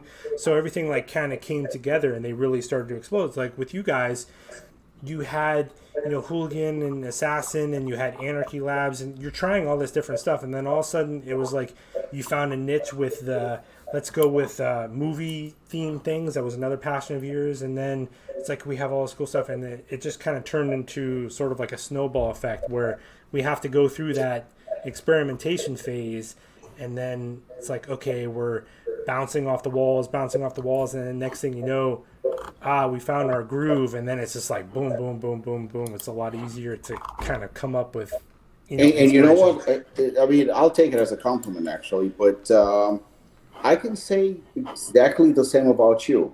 Something that I wanted to bring it up for a while now. When I go into the group, and I should post more, but I read a lot. Your posts from people within the group, and they're very, very diverse, and they're very, very interesting. So something that I noticed about you personally, which is very interesting, because in the beginning, I thought that you were there was a misconception on my part when it came to you. I thought that you were this guy who likes hardcore products and assassin, and that's the type of person that you are, and that's what people think of me. So that's the reason when I say Lionheart, people go, "Oh shit, Lionheart, really? Don't you like Hooligan or Assassin?" I like them, just not that much. I mean, I make them. I'm proud of them. They kind of like our signature product. But I'll be lying if I said that I'm using Hooligan on a daily basis or Assassin. I'm not that type of a guy, and my training is not on that level. My training is slightly different. I do a lot of supersets. I like to move between the machines, and I feel like Lionheart gives me exactly what I need. I'm also not chasing that huge pump. I get actually pumped as is always. Just I guess it's genetics or something. But what I notice about you is that you're very, very diverse, and the product that you're using, just like I'm releasing different products, you are using different products, and I've seen you praising different products that kind of sometimes make no sense, which is very, very interesting because you might praise a product that I'm looking at the label and I'm like, okay, this is not a bad product, but it's not exactly Assassin. And then you're going to go and you're going to praise Assassin. I'm like, well, that's not exactly the product that you just praised. And I like that, I've noticed, you will praise Legend by Ghost in the same way that you're going to praise Assassin, and you're going to justify your admiration for those products, and it's going to come off as if if I didn't listen to you praising Assassin, I would say, okay, this is a Ghost kind of a guy, and vice versa. But can you explain that? Is like why you're so diverse, and it's a compliment also. But it takes it's the same thing as like when people ask you, they ask me, what music do you like? All kinds. I don't have a type of music that I like. I mean, you've seen I'm a movie buff, and people like, oh, he likes Van Damme. I do like Van Damme, but I also like Scent of a Woman. I love that movie. That's one of my all-time favorite movies. They're the polar opposites of each other, and I'm proud of it. I'm proud of the fact that I'm so diverse, but I noticed that when it comes to you and supplements as well. Yeah, I love that. I think it's just Tim Gritzman said something that, as you were speaking about that, he said something that really resonated with me like years ago, and I started to notice it as well, where he said that when he was working at Natural Body Inc., and people would come in and they would have a goal and they would pick up a pre-workout, and he's like, no, you don't want that. He's like, you want this. You want this one. You want Assassin, right? This is the one that's going to get it done. And he said that his viewpoint changed over time the more he talked to people and the more he got to know people. And I always talk about this too. It's one of the reasons I talk to so many people and I listen to what they have to say. Not just that, not just for them, but like it really helps me. Where when I kind of came into this space and then I started to learn, I'm like, okay, so in order for a product to be valuable, it has to meet certain benchmarks. And it's 100% true that there is some things out there that are unacceptable, and we're not going to talk about those. But talking to so many people that have been in so many different situations has given me such a bigger perspective on going to the gym and just feeling good and stuff like that, where it's like you can achieve that goal in so many different ways. It's awesome. Like that's an exciting thing about this space is we have so many different options we can go to, and as long as a company, like I can go and use Hooligan or Assassin, and then I know that also I can go and use, say, Ghost, like you mentioned Ghost.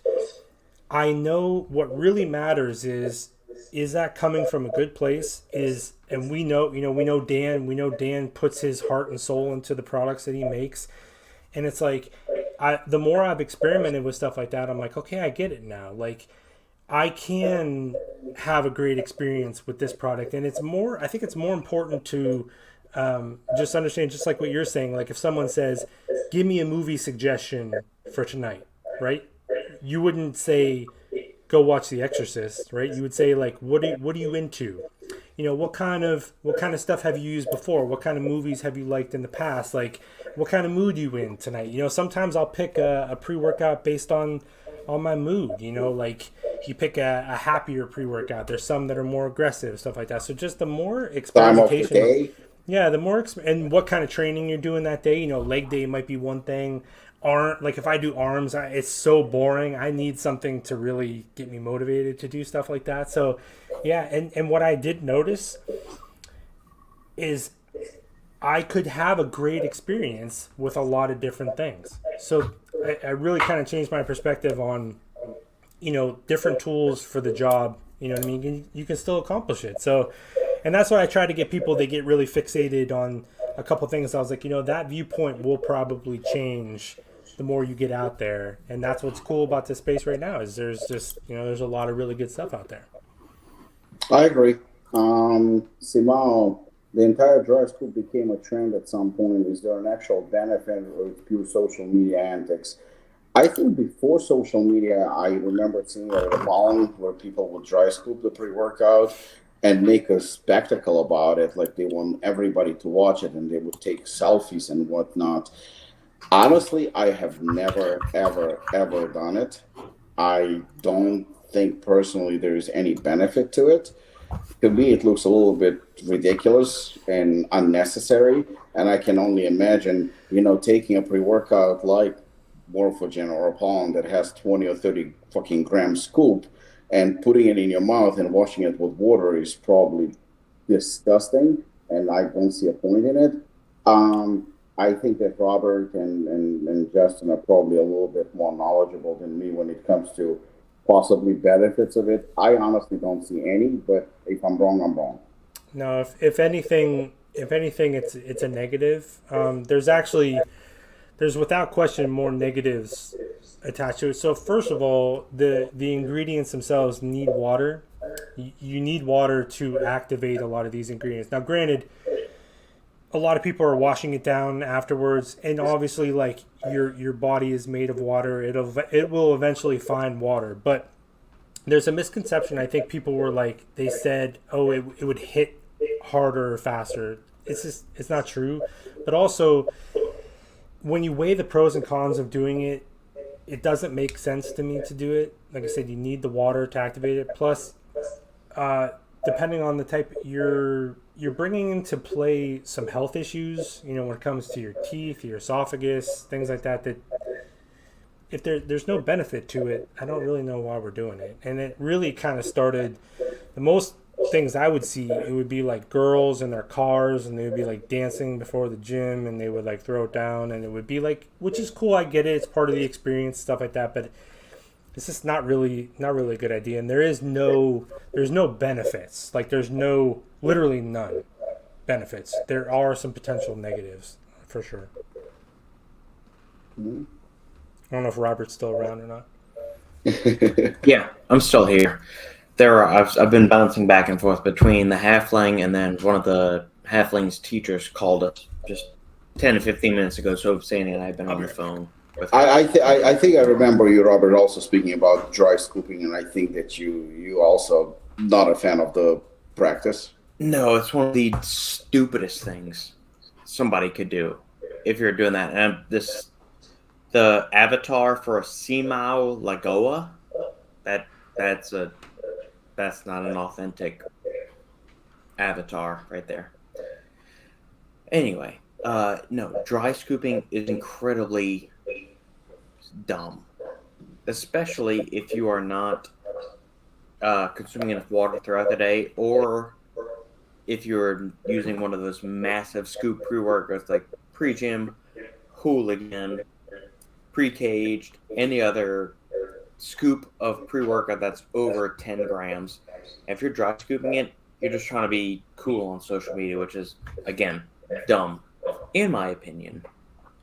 Robert, you know what? I have a follow-up question specifically for you. I think that, well, when are we bringing Maria to the podcast? When Maria wants to join us, she can join us.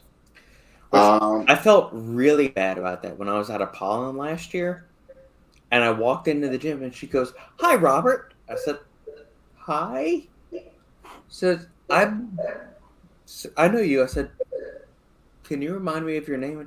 I'm Maria. I said, Maria? She goes, Maria, from... I said, oh. And then I felt so dumb when that happened. Yeah, now we have to have Yeah. her on the show. But no, Maria was incredibly nice. She was nice enough to drive me to my hotel and back and drop Shane off and Nikki and Ava off and all that. So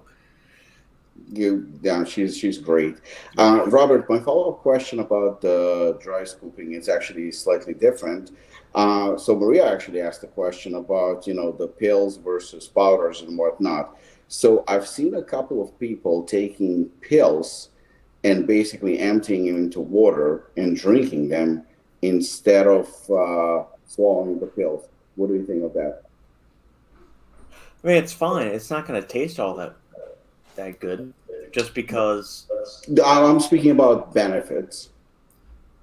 Well, if you take it out of the capsules, it'll get into your GI system, and then your body will absorb it. So it'll get through the GI system into the small intestine, and then absorb into the bloodstream through the liver and all that stuff quicker than taking it through a capsule. Because you take capsules, your body's got to break down the capsule, and then it's got to absorb all the other nutrients inside of the capsules. So if you just take a straight powder mixed in water and all that, that will be more advantageous or quicker absorbing than a capsule product. Especially if it's something like Glaxon uses with a DR capsule, or so a delayed release capsule or a sustained release capsule. That will be much, much quicker absorbing for a powder than a capsule product. But would you still recommend it? Let's say, for example, I'm taking Furiosa, right? And I have, I got to hit the gym in about 10, 15 minutes, but capsules probably will hit me in about 20 to 30 minutes, maybe even take a little bit longer. But I'm going to the gym right now. Do you think I should, I mean, not that you think I should, but do you think it would be an added benefit if I wanted to, hit my bloodstream a little bit quicker to empty them into the glass of water and just chug it? Yes, or snort it or inject it in your veins.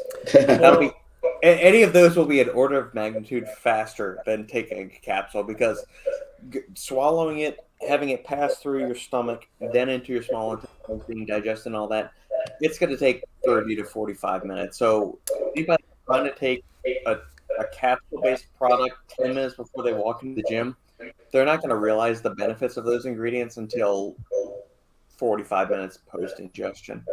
So jumping in at the end of the conversation here, but like Robert, you just mentioned Glaxon and the DR cap. Yeah. So when Glaxon released Plasma Surge, the capsules, Yeah. Did you ever use those? Yep. Those things were wicked, right? So they did a lot of testing, saliva testing, nitric oxide, the whole nine yards, and they found, this really great benefit to Plasma Surge. And they were using DR caps, and they found out they got a lot more benefits from using the DR caps. But they had to stop using the DR caps because people just complained that they had to take them an hour before the gym. So they got so many complaints about it that they had to actually remove part of the things that was beneficial about the product to give the customers what they were asking for. Doesn't that kind of suck? Yeah, and I blame the supplement industry in general, because you look on the back of most pre-workout tubs, it says take 15 to 20 minutes before training session. I went on a whole thing about this today. It's so funny. And if you look at any of the actual research, it takes anywhere between 45 to 75 minutes for the ingredients that you're taking, especially caffeine, citrulline. We'll shove nitrates to the side because that takes anywhere between 90 to 120 minutes for that to reach peak levels in plasma, or bloodstream for the listeners out there. Yeah, it is. Yeah. It is a pet peeve of mine, and anytime I have a chance to talk to somebody, I said, take it at least 30 to 40 minutes, at best, 60 minutes. Yeah. Yeah, because what I try to tell people all the time is too, and I get it because someone follows the instructions on the label, right? But like Robbie can attest to this, a lot of the language that we use on supplement bottles, it's boilerplate stuff, man. It's Yeah. to remove liability. It's a legal thing. So Yeah. there's these accepted ways of putting language on there, and people just kind of all use it. And it's not that it's not useful or anything like that, but there's nuance to this stuff that, you know, exactly what you just said. I just literally was talking about this today because someone said, they said, why does it take burn away from Like a Pro, Jeff's Yeah. fat burner? So what keeps happening is people will take it before their workout. Hours later, they're sweating their asses off. And like sometimes they'll take it before a workout and then they'll go to work or something like that. And then it's really kicking in, you know, while they're at work.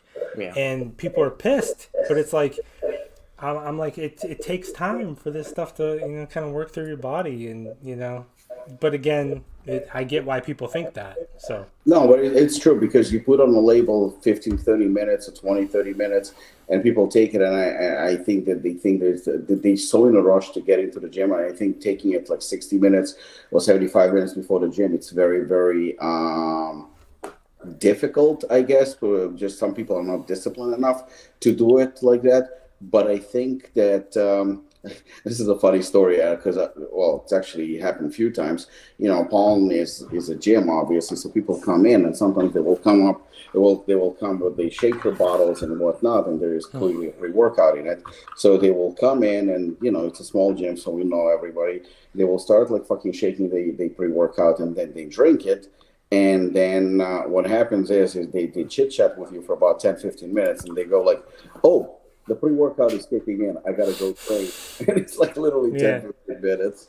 Yeah. Yeah, sometimes, you know, when it comes to, that's also part of the issue is like sometimes I mentioned if you're taking like caffeine anhydrous, caffeine citrate, as we know, caffeine citrate. That's what kicks in.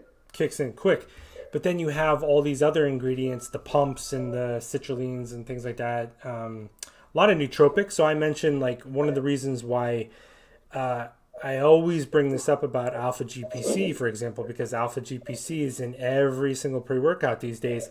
Alpha GPC seems to take a couple hours to sort of kick in, so you might not be seeing that full benefit. You know, there's a big discrepancy over the benefits, how quickly caffeine's kicking in and how, so, you know, They're all different. That's the reason you actually made me think about something. You know, putting on a label, take it 60, 75 minutes before the workout will be tough. But I think if you put 30 minutes before the workout and make sure you properly warm up, that might work. You know, because Glaxon, but it is also good because at least I know people are actually reading this stuff, which is good. So Glaxon was one of the first companies that I noticed that started to push that time. They started to say like 45 minutes, you know, kind of on, and people were really thrown off by that. They're like, well, why are they saying that? So it's like, you know, anytime we go against the norm, people are like kind of panic a little bit, you know. So Chris, I took Molotov with aspirin and caffeine and ephedrine. I was fucking lit up. I mean, but what Justin said, I took it just before I started doing my fasted cardio. It kicked in when I finished my fucking cardio, and I had to stay home for an extra 2-3 hours because I couldn't leave my house. I was dripping sweat. So it was just, yeah, the timing of it is very, very important. Is it? Yes, Justin. Yes. Yeah. Yeah. Also, caffeine does, you know, probably get through faster than so. You know, but it is, you know, when we make these loaded pre-workouts and stuff like that, there's a lot. There's a lot going on. Your body has a hierarchy of things that it does at one time. So it's like, okay, it has to work its way. You know, I'm actually yet to feel any energy drinks. I swear to God, I drink them probably just for the taste because I don't feel shit. I mean, hey, Zoa is magical. Zoa, I feel immediately because it's terrible. It's so fucking disgusting that I've never had one of those. Zoa and Prime are magical. Yeah, which I know Robert hates Prime. If you don't understand my grievances with Prime Energy, just check out the Supplement Engineer Patreon. It's deplorable. You have a Patreon? Of course. Of I course. only Obviously, you're not Are you subscribed to it. surprised? I only heard about what that is like a week ago. No, yeah, I think Robert had it for a long time. You don't even have an Instagram. Nope. That's why he has Patreon. Yeah. I try to tag him all the time, and nothing. There you go. Tag my Patreon. There was Patreon. also an I don't know interesting how to tag a question that I Patreon. just saw. Justin, what is your favorite dish? That was an interesting question. Yeah, so fortunately for me, Kristen is she can cook her ass off. I And tried some of the cookies. I can attest to it. yeah, so actually I think banh mi. You ever have banh mi? Yes. Delicious. The pickled carrots and pickled daikon, so good. Her banh mi is life changing. I'm telling you. So I'll remember that. I'll have her make that for when you guys come in. That's probably my favorite thing. I like the thing I make scrambled eggs for myself. Like when I'm on my own, I just make like eggs and stuff like that. And I'm so in the, I really respect people like Robert when you make old fashions. I think that's the coolest thing in the world that I'll never do because. The amount of time and the attention and just the love that you put into that, I'm just like, I'll just drink it. Like, just pour the shot, I'll just drink it. Like the food, I'm like, I just want to get the food in me. But people that really take... Well, funny thing is, I'm going to go make scrambled eggs in a few minutes. Yeah, the people that put the eggs. time and the love into cooking and they... it's like they bring you these amazing, like, the presentation and stuff and you just stuff it in your face in, like, 30 seconds. Like, that's... Like for me, I love food and I love watching people cook. And but me personally, I don't know. It's I don't have the patience. Yeah, I me don't neither. have the patience. Cereal, eggs, whatever. That's by myself, but Protein shakes. Yeah. protein shakes. Protein shakes, something quick. Okay. Well, if y'all want to fly down or drive down for Friday afternoon at 4 o'clock, we have some boiled crawfish. You can enjoy some Cajun coon ass cooking. Okay, so boiled crawfish, I'm with you. Yeah. But much in the same vein, like some of like some crab and things like that, it's a lot of work for not much food. Well, yeah, that's why I like cooking it for people and not so much eating it. So I'm going to be fueled on Abita Amber, so Louisiana beer and some bourbon. Abita, I've seen Abita. Yeah. Everybody else will be enjoying the crawfish. I'm happy to cook it. I'm in. Yeah, there you go. Is there a good rule of thumb to stack a pre with pump formula in order to avoid potential mismatches that cancel each other out? It's a good Also, question. why does my after not look real? So the last question is for Robert. I think the stacking pre and pump. I think it comes down to the formulas. If they complement each other, then why not? I mean, you have some pre's that are very, very potent on all fucking three, on pump, on energy, on focus. So I mean, thing is, if you like a particular pre that doesn't have a good pump ingredient or ingredients, then stacking it with something that will complement it, I don't see a problem with it. Probably the flavor is going to come to play too, but I see no problem with that. In terms of why does my avatar not look real, Robert? The first and last name is reminiscent of a Southeastern Asian name, and the picture on the avatar does not look like a Southeastern Asian individual. No. So that's just my opinion. So with the stacking too, one thing that I always try to remind people, because I think people will take like a really crazy pre-workout, right? And they'll tell me, they're like, well, I didn't have the stimulant reaction or whatever. And then you kind of go down the list. And first of all, like most pre-workouts these days have citrulline and some sort of pump aspects to it. And then you add, say, a pump formula on it. There's no question that a ton of pump and blood flow, because they have blood pressure sort of kind of things going on there, will likely take some of the teeth out of the stimulants for you. Then also, tyrosine is in absolutely everything. And what I always try to tell people, there's some misconceptions about tyrosine. Yes, it can lead to dopamine, but one of the crazy things too is tyrosine. You can take tyrosine before bed. Robert, I wish you were like on Instagram and you could have been there with me on this conversation I was having with people, where I'm like, ingredients can do completely different things for people depending on the position you're in when you take them, right? So yeah, it's got some anti-stress and anti-fatigue benefits. Absolutely. Tyrosine is a de-stressing ingredient, right? But people think if you raise dopamine that means you have all this energy and you're running around and you're working out. Dopamine is just makes you maybe feel, but it's meant to bring you up to a level where you feel good.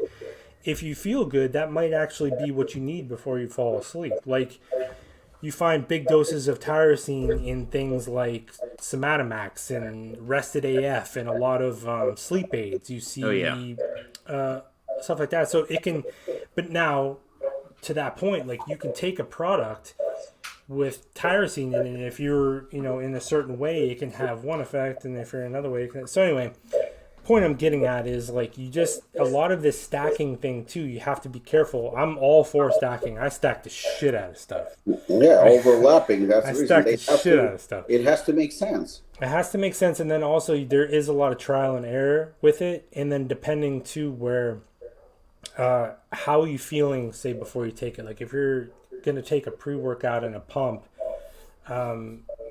it's very how you're sort of, a lot of people will take stimulants and things like that and thinking it'll pull you from having no energy into having ton of energy. It doesn't always work that. There was another product that I used that's a good example for this is Glaxon's Serenity. Serenity is one of these products that I love. It's amazing for stress relief, cortisol, and things like that. So, Robert, you've used it.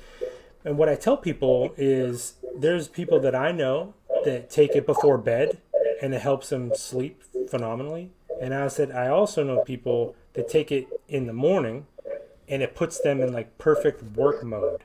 Because it kind of depends, is your cortisol, like, keeping you from being able to focus? Is the stress and anxiety stopping you from focusing, or is it stopping you from going to sleep? So it's like you use it, and then sometimes it can be, it's like adaptogens, where sometimes it can feel energetic for people if you take it at certain times, and also it can feel calming at certain times. So it's, these things are pretty fascinating, but it is complicated. Well, sometimes. Because, I mean, if you think about it, ashwagandha and tyrosine and so certain ingredients can be great. I mean, ashwagandha probably comes to mind right now. You can take it before bed, and it's great.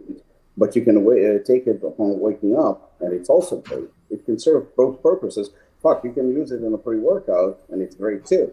But I think you have certain ingredients that can really serve multi-purpose. I mean, if you're thinking about, for example, even let's go a little bit gray here, Phenibut, right? So I love Phenibut. Yeah, Phenibut can be used and often used before sleep, but it's not necessarily for sleep. I mean, it's not a sleep ingredient, and I think that's where people misunderstand the product a little bit. Is that it's not a sleep ingredient? I mean, I've seen somebody asked me recently, how come you don't have Phenibut in your sleep formula? I said, well, number one, I didn't want to go gray. I wanted to go legit, completely legit, and I think the product came out amazing as is. But at the same time, can you stack it with Phenibut? Absolutely, why not? I mean, it would be a great add-on. I just wanted to have an option where it's not, because I don't look at Phenibut as a sleep ingredient. I just don't. I think it's a phenomenal ingredient. It can be used for so many purposes. And I think that this is where people kind of like misunderstand certain ingredients, just like they still misunderstand caffeine for most part. They still misunderstand tyrosine for most part. Ashwagandha, I mean, some people are thinking that, oh my God, this is something that is great for sleep and calm and relaxation. Yes, it is. But not only that, like if you read about those ingredients and see, I actually saw today some guy posted about he posted like a list of ingredients, right? And it was like different ingredients and just one word answers as to what they do. So, for example, and I had to comment because it kind of, I typically don't comment on these, but on this one I had to comment. It's just I couldn't fucking let it go. So, for example, creatine was muscles. And then collagen, joints. And vitamin D, immunity. So it was just like one word answers. And I commented, I said, like, well, this is dumb.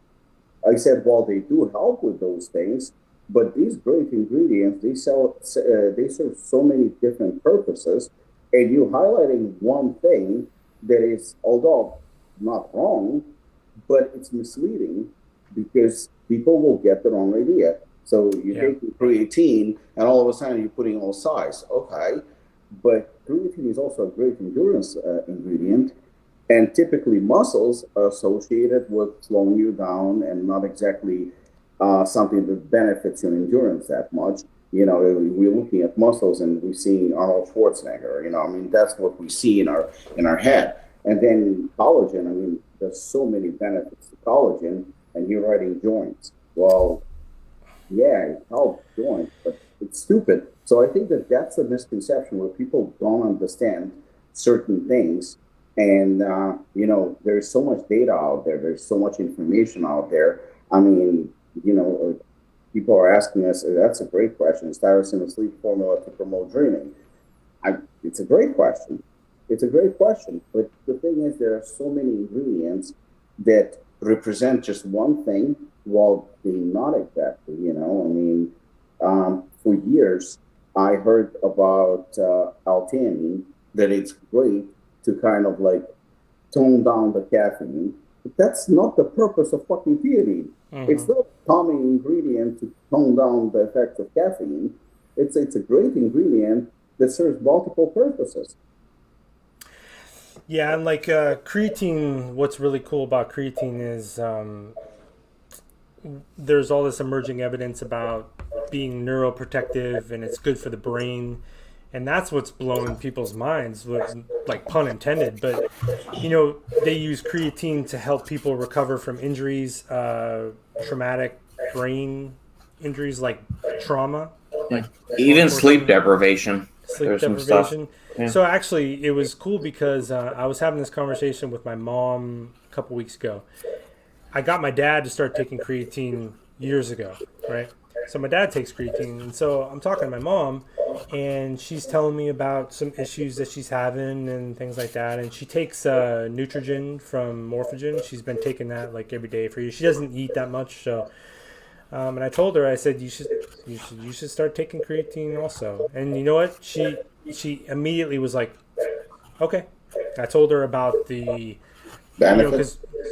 Because when we talk about creatine and you say muscles, right? That's the only thing. I'll send it to you. I'll screenshot it and send it to you because there is a list of ingredients, like I think K2 for heart, if I'm not mistaken, and vitamin D immunity. There's just like literally one word answers. And I thought it was absolutely fascinating. Again, it was not exactly wrong. But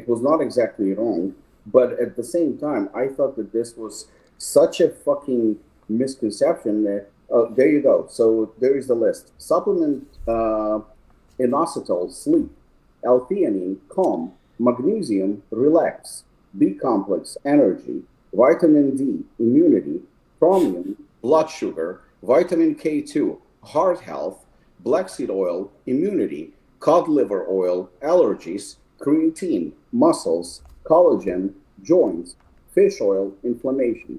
I mean, it's all bullshit. Yeah, I mean, like you said, it's not that it's like... It's not wrong, but it is wrong. It's pretty wrong, yeah. Yeah. I don't think, so to answer this question, tyrosine to promote dreaming, I think... and this is a screenshot from some Dr. James something. Then if it's the same guy, so James Dean something. Oh my God. I absolutely destroyed that guy. The one so you know him? one day on my page. There is so many people that take that dude's word for like gospel. It is terrifying. Can you send me that, Justin, so I can excoriate it for the website? I also want to Robert, I'll send you the screenshot now. Please do. And I'm also going to send you the post that just put me over the edge. So when I put it out there and I said, be careful who you're following on social media, there was not a lot of people, but a few people got pissed, like, because they love this dude. And I was like, do you not understand, like, what he's saying is like complete bullshit? And all it was making these outlandish claims, and then it's like, here, buy my book.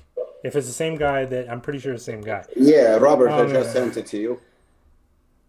But he'll never address any of this stuff too. Let me find the post that I lost my shit, because I want Robert to hear this one. Oh, man. No, just when I asked the lion's mane scaredy cat, she said, show me proof, I immediately got blocked. Well, of course. I will say this dude does post some decent stuff sometimes. Like, it's not all, like, terrible, but there's been some pretty terrible things. Oh, man. I mean, vitamin D3 has so many functions in the body. Yeah, this is the stupidest shit I've seen. Like I said, some of the things, I mean, of course, yes, it's true. Yes, creatine can help with muscles and collagen can help with joints. But this is like one-word answers, and they're completely misleading because they don't show the whole picture. Agreed. It's overly reductive. Yeah, that's what it is. So, and that's kind of social media in general, right? Because we have to make digestible content for people in short amounts of time. But when you're talking about things like this, it's just, man, I'm going to find this post and send it to you, Robert. Because there was one that really set me off. It was something when Robert about drinks, like he uses it was more something $5 words. It was something about cancer, like cancer causing ingredients, and I'm like, when you start talking about that, that's kind of over the line for me. Yeah. And it was a bunch of stuff that wasn't true. Anyway, I'll find it. My high school English teacher, I had the same teacher for 8th grade English, sophomore year English, and the first half of my junior year. He said it was a polysyllabic or a 25-cent word. But maybe in your terms of dollars and cents. Well, it's inflation. Yeah. Inflation. We got the Uncle Joe and Aunt K bucks going on. All right. Yeah, there are multiple issues, but there are a few things with L-Dopa. So if you go and look at, there's SNS used to have a nighttime relaxation and sleep support supplement that had L-Dopa, mucunipurians, velvet bean in it. And there are some things that support deeper sleep, more restorative sleep. I don't want to make any claims so we don't get sued, demonetized, or anything like that. But yeah, there are certain things in the dopamine pathway that support deeper sleep. Plus, they also remember, as I mentioned at the beginning of this podcast 2.5 hours ago, that dopamine and serotonin work on a balanced scale. So if you over-supplement with one and you don't supplement with enough of the other precursors, it has deleterious effects. Oh, deleterious. Yeah. That was a $6 word. So yeah, I found the post. He said 9 disease-causing ingredients found in everyday food. Some banned in other countries, some linked to cancer. Yellow number 5, yellow number 6. Vegetable oils. Says these inflammatory oils are in everything. Processed meats, sucralose, MSG, red 3 and red 40, sodium phosphate, caramel coloring, stuff like that. Goes on this whole like scare tactic kind of vibe, but the whole entire caption is his book that he's going to sell you, right? And you have all these people in the comment sections questioning him, and he doesn't respond to any of it. So that's the shit that I don't like. Like, you can't put stuff out like that out there and then just hide behind the whole thing. It really just annoys the shit out of me. No, that's a big warning flag. I had one of the other bartenders at the burger bar I work at a couple of days a week. He said, "Hey, my girlfriend said, have you ever tried the Black Label Alpha Brain?" I said, "No, I remember it popping up on Stack 3D with Shane, It's a few $100. months back." And so I pulled it up just to kind of go through everything with it. The label is good, but you have to scroll for 5 minutes to get down to the bottom of the page to actually find the supplement facts panel. It's And also I like said that, $100 and some dollars. yeah, it's $120 for a month serving. And I said, I will give you 10 other things that you can try that are just as efficaciously dosed. Yeah, Rob, what kind of nootropic could you make for a $120 price tag? Like, what would that look like? Jesus. Yeah, there are a few. Mm-hmm. But the thing is like, you know what?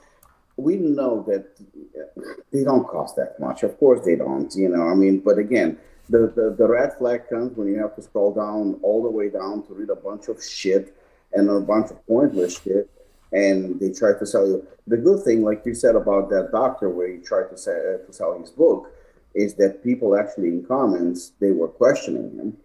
So that's a good thing, that we don't have just sheep who are followers. And today people have a little bit more information and they actually can look it up. They're still sheep, don't get me wrong. But the thing is that I think it's getting a little bit better than it used to be, where I can see there are better questions, more education, definitely. Controversial questions like lion's mane, well, they're not really controversial. Like I said, it's just somebody said something stupid.